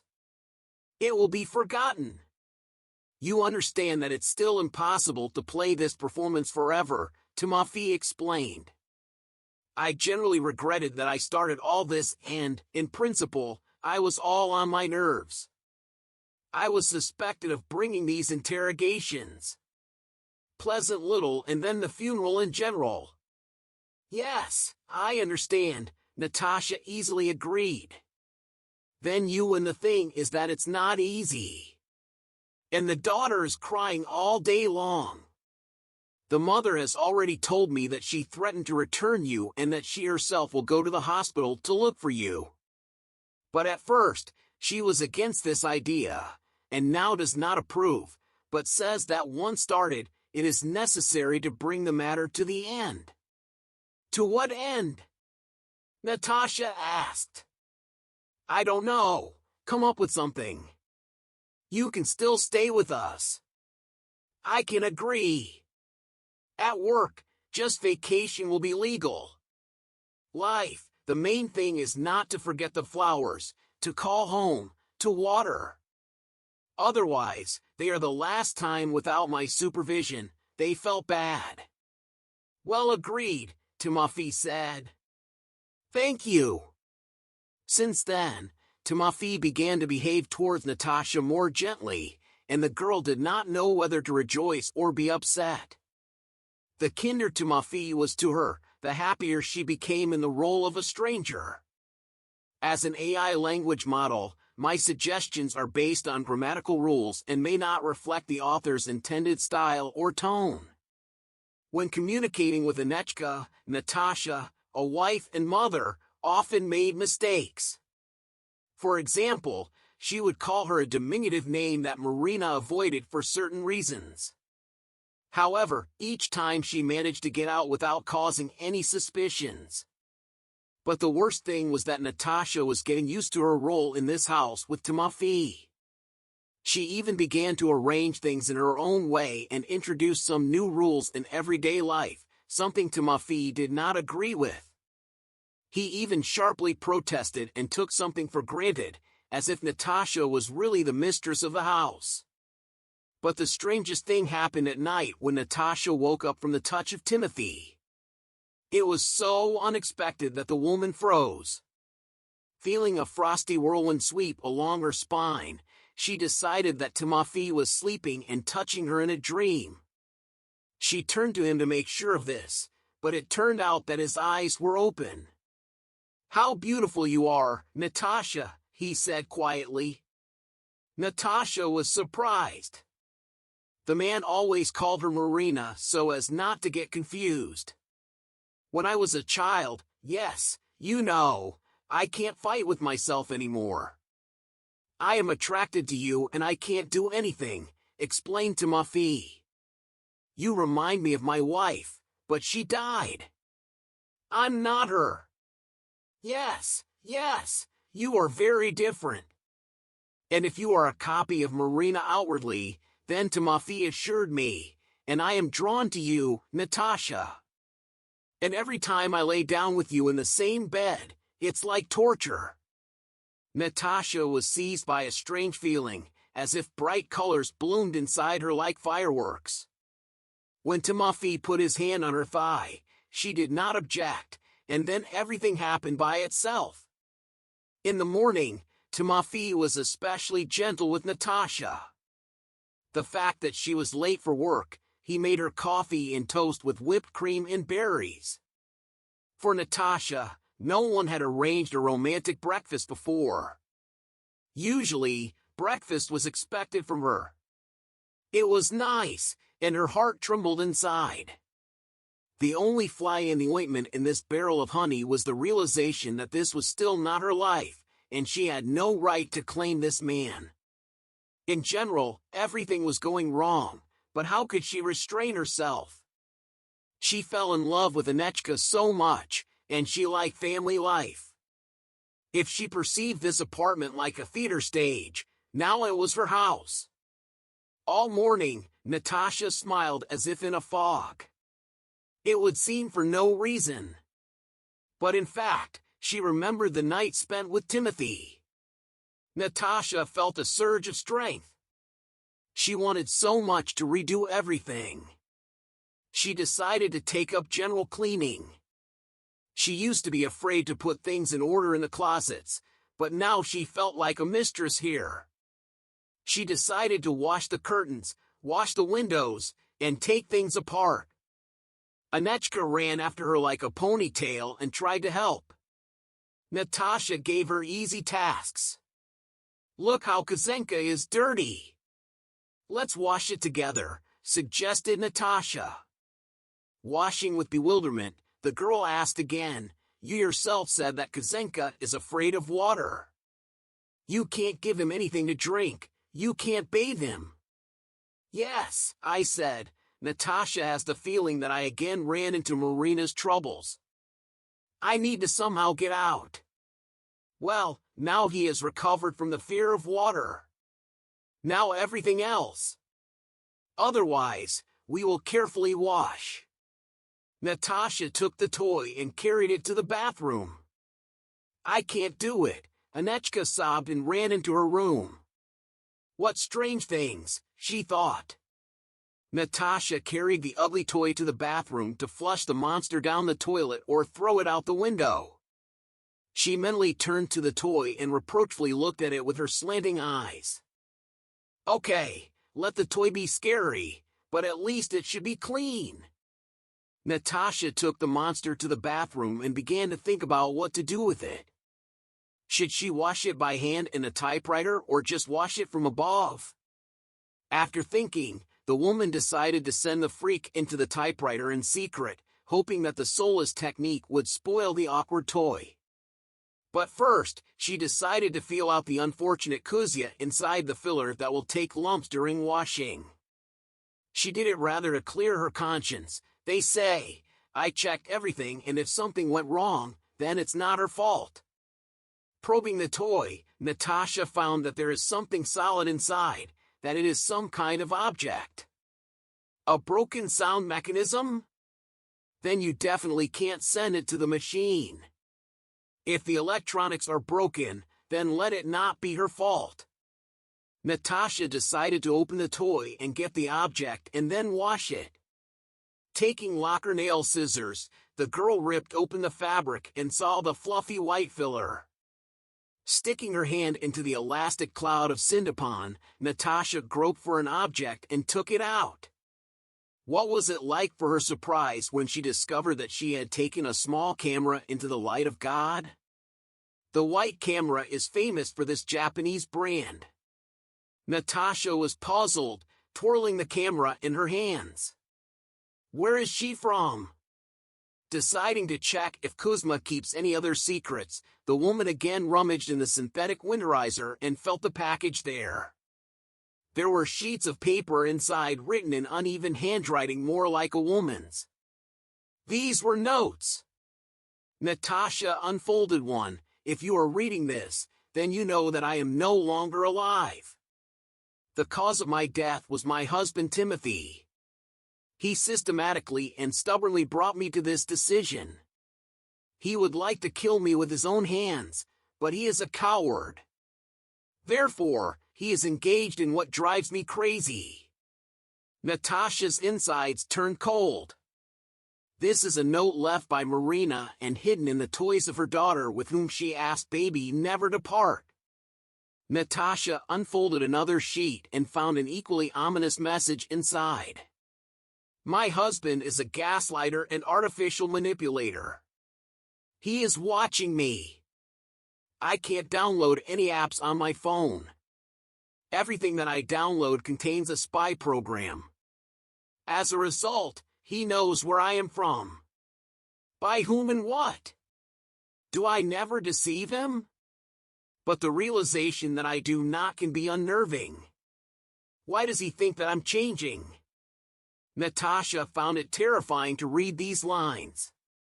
However, she continued, Timothy, if you found this note before anyone else or if they gave it to you, then know that you are to blame for my death.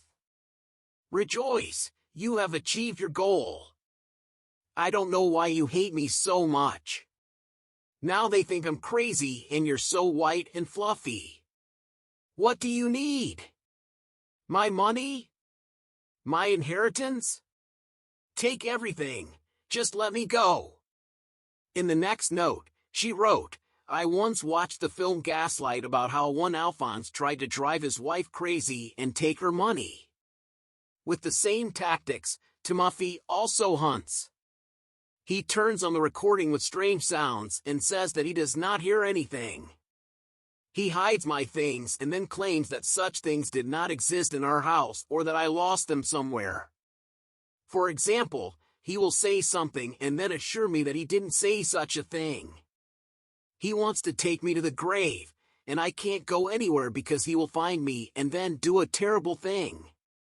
But most of all, I'm afraid for Anya. It's scary to imagine what he can do with her. Outwardly, he seems so sweet and benevolent. Everyone loves him, and only I know how aggressive this person is. Someone save me from this beast. Timothy is a domestic tyrant over me, and no one believes me. He is stalking me, watching videos with city cameras, monitors through the phone, and through the laptop in the recommendations. He slips me videos and films in which hidden messages are encrypted that should bring me to the most terrible. In the evenings, I have panic attacks. I'm scared of the walls, the ceiling, everything. It feels like they're shrinking, and I don't have enough air. She found another note from the psychiatrist in collusion with Timothy for money. He prescribes her pills that should turn her into a vegetable. Timothy makes her take pills in front of him. She learned to hide them between her cheek and teeth so that when she opens her mouth to show that the pill is swallowed, Timothy does not notice anything. Then she spits the pill out in the toilet. This is how they keep her sober-minded. In another piece of paper, she wrote, "Timothy is a deceiver. He is not who he claims to be. He is an abuser, a narcissist. He will make Sonia his next victim." This was the last note. Natasha realized how badly her legs were shaking. It was scary, very scary. Poor Marina, what did she have to go through? Of course, much of what she wrote seemed like nonsense. But after all, life with an abuser can drive you crazy. Natasha loaded the camera and opened the display. She began to watch the video on the screen. Marina was there, and there was a woman very similar to Natasha. Looking at it was terribly frightening. Her face was distorted by fear and despair, and she said almost the same thing as she wrote. Natasha noted in her notes that their voices were not similar, and how Anyutka believed that. Natasha's mom's video ended, and Natasha switched to the next one. Marina appeared again, but she was in a terrible state, covered in blood with a beaten nose and a cut lip. "This is Timothy. He beat me. I can't do anything," Marina sobbed. Natasha had heard stories about men who bullied their wives and destroyed their personalities, and it seemed like this was one of those stories. Timothy had been harsh with her from the very beginning, bruising her arms on their first day of acquaintance and growling at her when Anyutka got sick. Poor Marina was afraid for her daughter. The only way out was to contact the police and give them evidence, as Timothy was suspected of bringing harm to her. Natasha decided to act immediately and leave the child until he returned from work. There was time to run away and contact the police, taking Anyutka with her. Of course, she took a sports bag and hastily threw Anyuta's things in there. "Mommy, are you leaving?" asked the frightened girl. "No, dear." "What are you? You and I will leave together." "A little trip to the village," Natasha reassured her. "But you don't remember where we have all the documents. You are a clever woman, you know everything." "Of course, Mommy, the documents are in that closet in a large box in the form of a book." "Thank you, my baby," Natasha said as she quickly found Anyutka's documents and put them in the bag. "I won't go," the girl realized. "No, dear. Kuzya, we won't take him. Kuzenka fell ill," explained Natasha. Anyutka was clearly upset.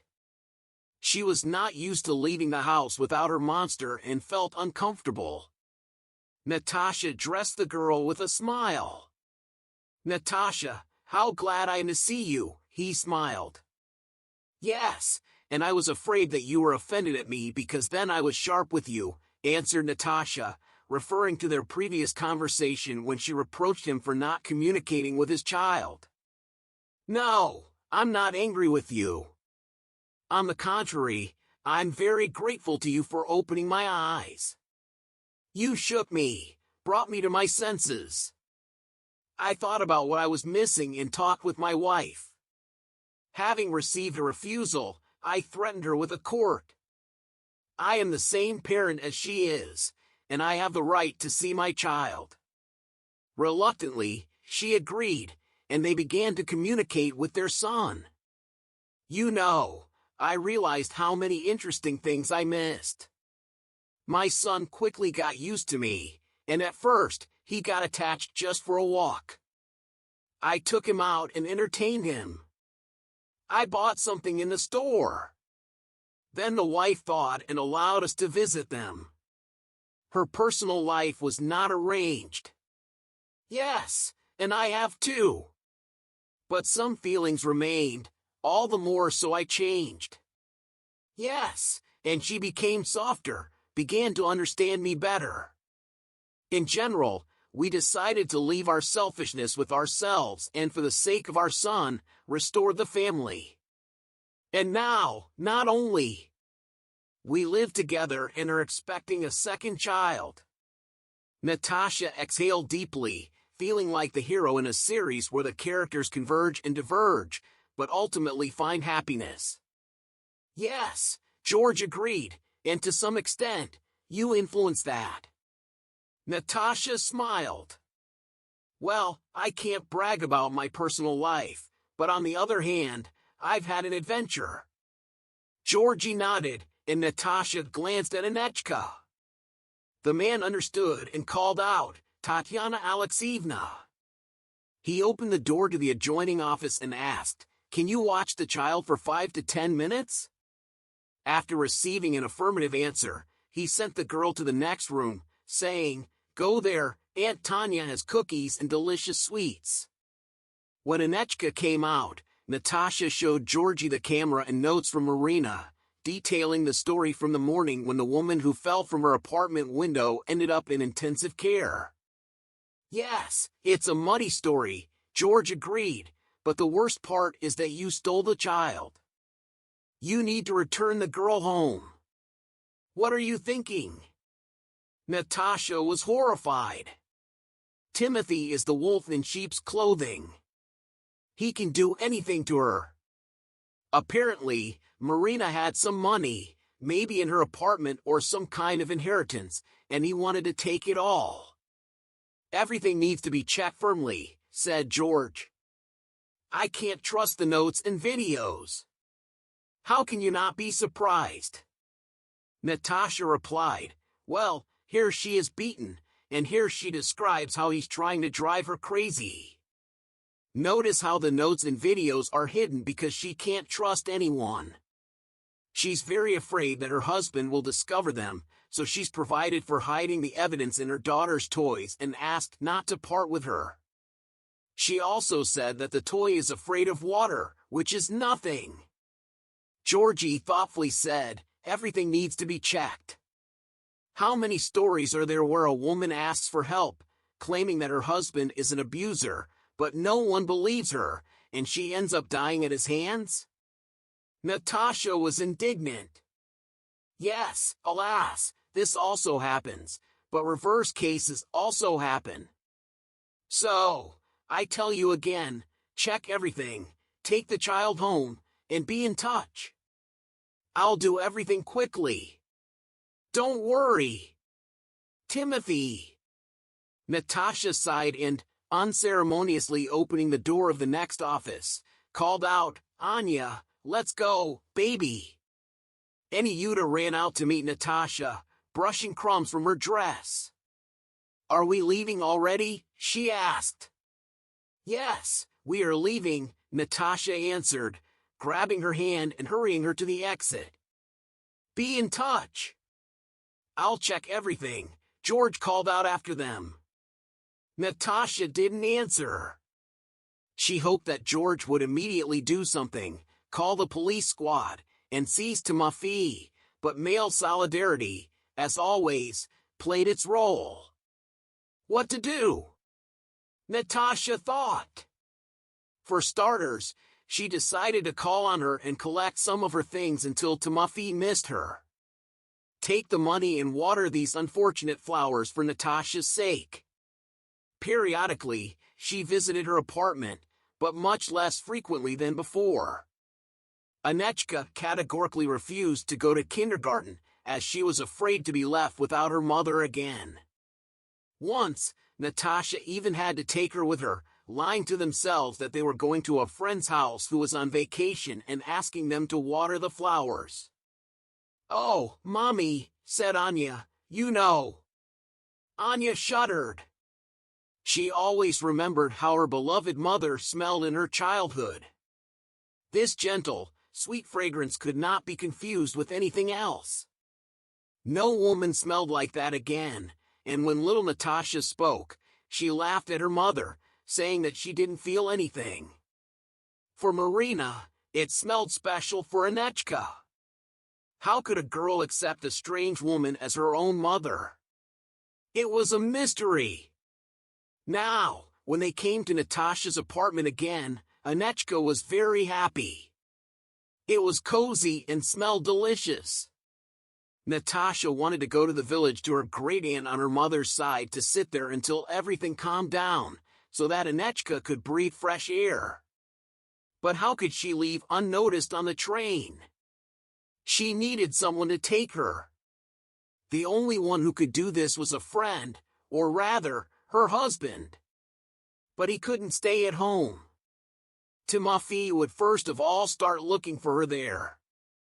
So, taking everything she needed, she hurried to leave the apartment. Anechka was upset. She wanted to stay there longer. "Mommy, where are we going?" "We're late," complained the girl. "Be patient, dear. Very soon we will come to visit Aunt Nadia," Natasha consoled her. She tried to go through courtyards and back streets so as not to get caught on cameras. She remembered the words of Marina. "Timofey looks through the surveillance cameras." Yes, if you wish and have the necessary amount of money, you can get access to the record which the camera leads, especially if you connect the police, accusing your wife of inadequate behavior that threatens the life and health of the child. At this moment, Natasha felt kinship with Marina as she understood that she was a driven woman who no one believed. After thinking a little, Natasha decided to turn off her phone so that they couldn't find her. Yes, Georgie said to stay on connection. But it seems that he didn't believe either her or the unfortunate Marina. So keeping in touch with him was useless. Of course, it wasn't scary to come to a friend's house without an invitation. Even with such requests, it was ugly, but Natasha decided that friendship was about helping out in difficult situations. So she boldly called the apartment. Fortunately, she was at home. Natasha prudently did not call her by phone because it was possible to take a printout of calls from the telecom operator and then check the people whom Natasha called. So she did not want to substitute herself. "Natasha, something happened. You," said Nadia in surprise without a call. Natasha hissed in response, making scary eyes. "I'm Marina. Have you forgotten?" Dumbfounded, Nadia stepped aside, letting Natasha and the girl into the hallway. "Let's go to the balcony," Natasha ordered, "and you, Anya, for now, come in. Sit in the kitchen. There is a cat over there. You see him, by the way? His name is Kuzma." Waving her hand to Nadezhda, Natasha took her to the balcony. "They won't hear us," she clarified. "There must be good soundproofing here," thoughtfully extended Nadia. "Well, you're Okno." "Close," whispered Natasha. Nadezhda obediently closed the sash of the glazed balcony. "Natasha, you scare me," said friend Marina. "Marina reminded me, whispered Natasha. Then she began to tell the whole story from beginning to end. Wait for me. Need to smoke, said Hope, and opening the window, leaned out into the street. Yes, Natasha, there came the smell of tobacco, which she loved. Spend the night here, and tomorrow we will go. No, Natasha, I beg you. No way. No, I'm sorry, but don't worry. No one will find out that you are here. Nadia fed the uninvited guests with dinner and put them to bed. Natasha slept badly at night and didn't undress. Anya's nerves were strained like a string. She trembled at every rustle. Because of this, with bated breath, she listened to the sounds of approaching cars. In the morning, with Lyosha's husband, Nadia returned to work. They briefly retold the story quietly so that Anyetka wouldn't hear. Well, he agreed. Well, I'll take him, and suddenly Natasha again heard the sound of a car approaching. Looking out the window, she was horrified to find Timothy's car. It's him, he cried out. The fugitive recoiled from the window. We need to run, late Natasha calmly said. Hope that she didn't understand how. Nadia, it's you, appeared on social networks. I pretended to go to the balcony to smoke. But in reality, I called the number indicated in the ad. But how is it that we are friends? Disappointedly said Natasha. Yes, we are friends. Therefore, I'll do better for you so that you don't get into trouble. I don't know what's going on with you, but you're behaving inadequately. And if you harm the child, then very, very large problems. In desperation, Natasha grabbed the car keys that Lyosha imprudently left on the nightstand. Do not come close, she barked, putting forward the key like a knife. Otherwise, I'll tell Nadia about the coffee shop. Nadezhda raised her eyebrow, confused. Lisha tried to say something, but he had nothing but stuttering. It turned out Natasha did not betray his main secret. He cheated on his wife with one lady, and Natasha caught their date in a cafe. Lisha begged not to tell Nadia anything, and she decided that she had no right to get into their lives. Who knows, maybe Nadezhda is not comfortable noticing her husband's adultery, but now this information was more useful to her than ever. Taking advantage of the confusion of the spouses, Natasha grabbed Anechka by the hand. Grabbing a bag with one hand and wearing slippers given to her by Nadia, a girl jumped out into the stairwell, completely without shoes, only in socks. Fortunately, Nadia's house was arranged in such a way that the elevator and stairwell cells were separated from each other, being on different sides. Therefore, Natasha rushed to run down the stairs, dragging the frightened Anechka behind her. Running up to Lisha's car, Natasha opened the door, shoved Anyuta onto the rear seat and hastily fastened her seatbelt. Then she sat behind the wheel and began to try to start the car. It turned out that it was not so easy to negotiate with someone else's car. All of a sudden, Natasha heard the squeak of the intercom, the door of the entrance opened, and Timofey jumped out of there like a scalded man, looking around. He noticed Natasha and Anechka in the car and rushed towards them.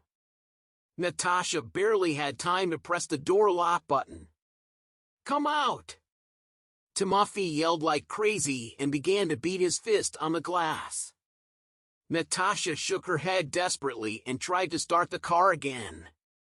Anechka shouted, and Timofey rushed to the back door, trying to open it.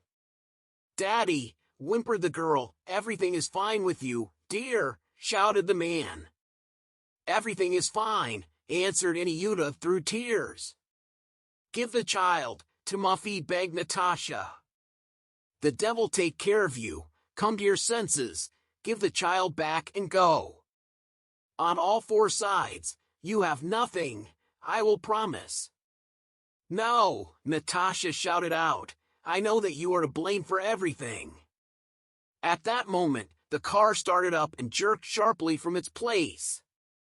From surprise, Aniuta burst into tears even more, and Natasha thought only of one thing, the rearview mirror. She noticed how Timothy rushed to his own car to start chasing her. It's good that I didn't bring the police with me, she thought. I obviously wanted to settle this matter quietly because I don't have my own car and driver's license. I received them a long time ago for a company with a friend. Sometimes they gave me the steering wheel so as not to lose my skills. If it were an ordinary day of driving around the city, Natasha would most likely lead very gently, irritating other motorists with her slowness. But now she drove with all her might, dodging as best she could so that Timothy would lose her from his furious pursuit. He sat tightly on her tail, and the woman was already thinking that she would not be able to break away from him. Fortunately, he finally lagged behind. It was possible to relax a little and take a breath. By this time, Natasha had already left the city and was driving along the highway. Anechka quieted down in the back seat. On her cheeks, you could see wet paths left by tears. How sweet you are, worried Natasha asked. You are not my mother, quietly asked the girl. What? Scared Natasha. What are you saying, dear? I say that you are not my mother. It's me. Guilty on my birthday. I made a wish for my mother to change. Behaving normally like all mothers, I love her very much, but she often scared me and forced me to eat salad. I wanted my mother to be a little different, and for this, I was punished. My real mother flew out the window, and instead of her, they gave me you. They changed you, and I thought I didn't notice, but I immediately noticed. However, I had so much fun with you, and now you scare me. I'm scared, and I don't know where you're taking me. Well, something dear, nothing will happen. I love you very much, she said, dumbfounded by the revelation. The girl, Natasha, was so surprised that she lost her vigilance for a while and did not notice that an unknown black car was rushing after her. Natasha accelerated, but it was too late. The car overtook her and blocked the road. Natasha was not an experienced driver, so she did not risk giving out dashing maneuvers. She stopped and gave herself to the will of fate. The doors of the black car opened, and George came out. Natasha relieved her heart and came out. He ordered Natasha with a gesture to the woman, and the only thing left to do was to obey. I was just saving the child, objected Natasha. From whom? From my own father. I checked everything. Natasha contacted Marina's psychiatrist and found out her family's unfortunate hereditary diseases. She really was not herself, and because Timothy felt sorry for her and kept her at home instead of sending her to the hospital, her condition worsened. She had delusions of persecution, and she refused to take pills. She started to invent nonsense, such as refusing meat because she was sure that Timofey was poisoning her food with microdoses of poison that are activated when interacting with animal protein. Her psychiatrist said that no one believes her, and all the arguments are on Timothy's side, and that he is in cahoots with the psychiatrist. How do you justify that he beat her? She inflicted these beatings on herself. Even on the video, if you look, you can do the conclusion that they beat her from the left hand, and he was right-handed. Moreover, when Marina entered the hospital for the first time, the damage inflicted on her was recorded. Natasha, wake up! They have this hereditary problem, and her dead mother had similar problems, and her family had no money. Timofey took Marina. Poor Natasha. I contacted Timofey and persuaded him that I would find you and not set the police on you. Why weren't you in touch? I called you, and you called. What are you doing? Scared the child out, Timothy said with a gesture pointing at Anechka, obediently sitting in the back seat. Natasha looked around and saw an approaching car. Timofey's car stopped, and from there, as if scalded, Timothy himself jumped out. His lips were tightly compressed, and his eyes were filled with anger. Timothy started with Natasha, but he stopped her with a gesture. Don't you dare talk with me, and don't you dare approach my child. Say thank you that I'm a cop. Anya didn't send me to you. Is the girl okay with me? He asked, pulling out the rear seat to retrieve his daughter. Yes, Daddy, answered the tearful Aniuta. Timofey carefully took her in his arms and carried her to his car. I just wanted to save her, shouted Natasha. Timofey stopped and turned around with a hateful look in her direction, then put the child in the car, sat down himself, passed back to make a U-turn, and, having caught up with the car, Natasha shouted out the window, "Never go near my daughter again." Timofey and Anechka left, and the exhausted Natasha collapsed to the ground. Georgie brought water from his car and sprinkled it on her face. Are you Natasha? Wake up! Don't be a weirdo! The woman barely rose to her feet, her knees and hands shaking. George offered to take her home, but she refused, saying that she had the strength to return. They stood on the road for a while, thinking about how often a man bullies a woman and she can't do anything. I believe that, Natasha reproached herself. Yes, there are many such stories, but this is not the same story, and I affirm that women slander their husbands. Everything just needs to be checked. And I did the right thing. Rejoice that Timothy did not file a report on you. Imagine if some woman had stolen his child. Do you understand how he felt? Yes, I can imagine, Natasha sighed. The way back seemed terribly long to her. Natasha felt lousy.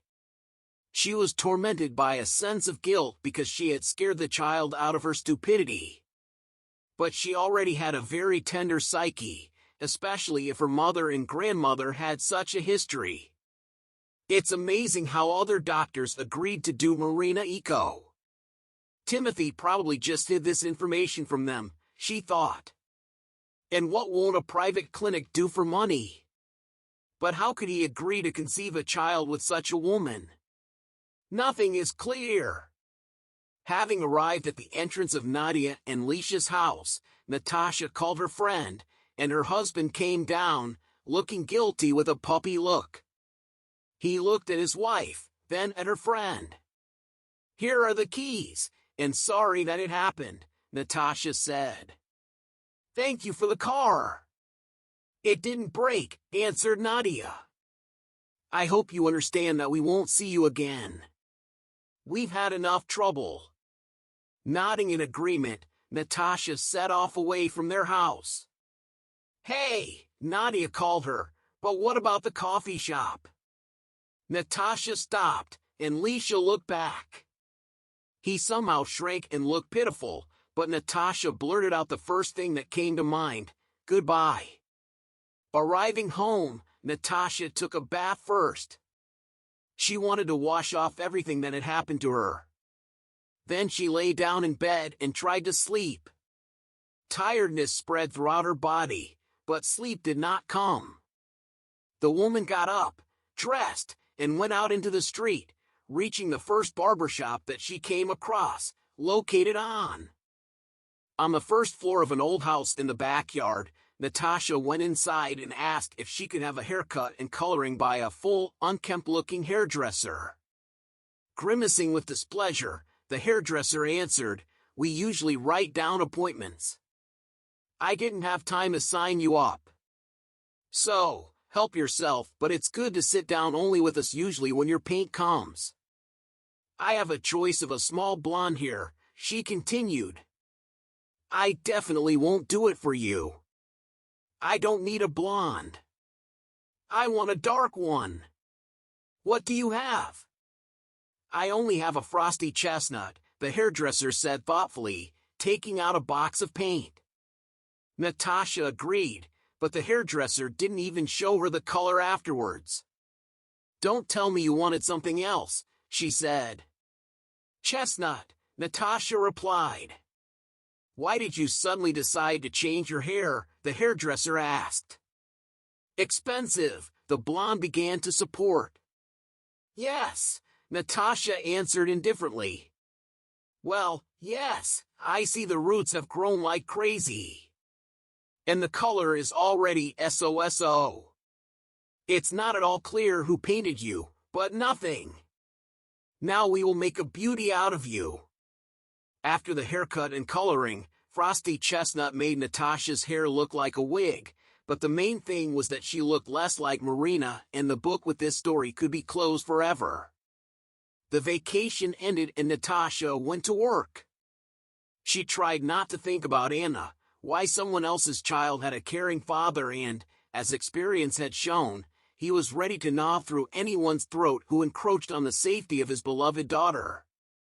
So for Anechka, you cannot worry, with all her might Natasha tried to live her usual life. But anyway, something in her had changed forever. Colleagues noted that Natasha had become more self-confident but at the same time tough. And that she had become much more attractive as a woman. Some kind of zest appeared in her which did not exist before. But what exactly, no one could explain. Perhaps it was the pregnancy that affected the night spent by Timothy, which bore fruit. Natasha did not immediately discover that something was wrong with her. She did not pay attention to her cycles, which is not surprising here when she experienced such stress. But then strange smells began to attract her. For example, she really liked how all kinds of construction tools smelled. She specially went into the store with tools to enjoy this fragrance. When she stood on her feet for a long time, having put two and two together, Natasha decided to get checked and discovered that she was pregnant. The question of giving birth or not giving birth was not in front of her. Of course, she would give birth. Since it happened so, let this be her little meaning of life. Fate took Anechka from her, whom she became so attached to.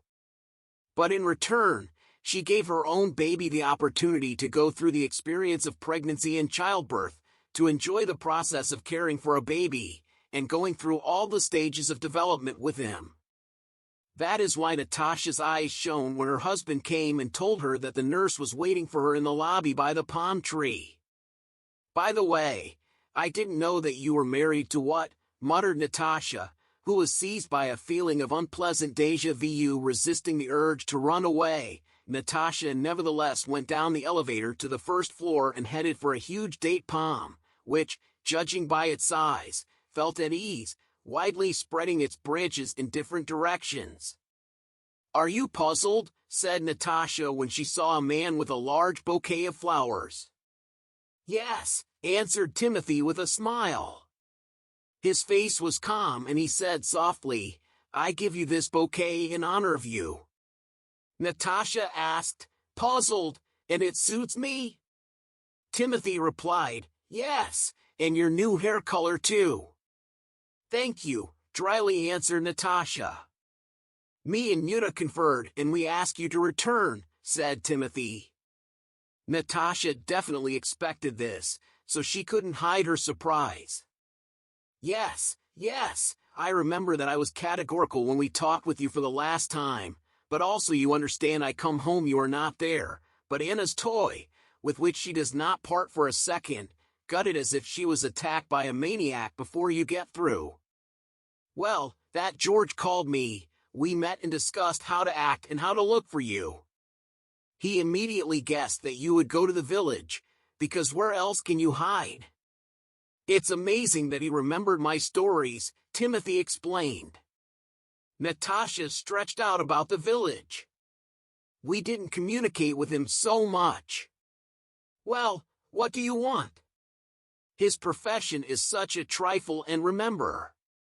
Yes, and then when I saw what notes Marina wrote and what she filmed, I to some extent understood you. And then the phrase was spinning in my head, then you said what you wanted to save Anyutka. When the passion subsided, I realized that for Anyut it became real mother. For me, wife, Timothy continued. Natasha was dumbfounded by this news. Just as soon as her life fit into an adequate framework, a goal appeared, plans for the future, and Timothy with one visit destroyed everything or, on the contrary, tried to build. Natasha took the time to think. On the one hand, she wanted to finish with this story.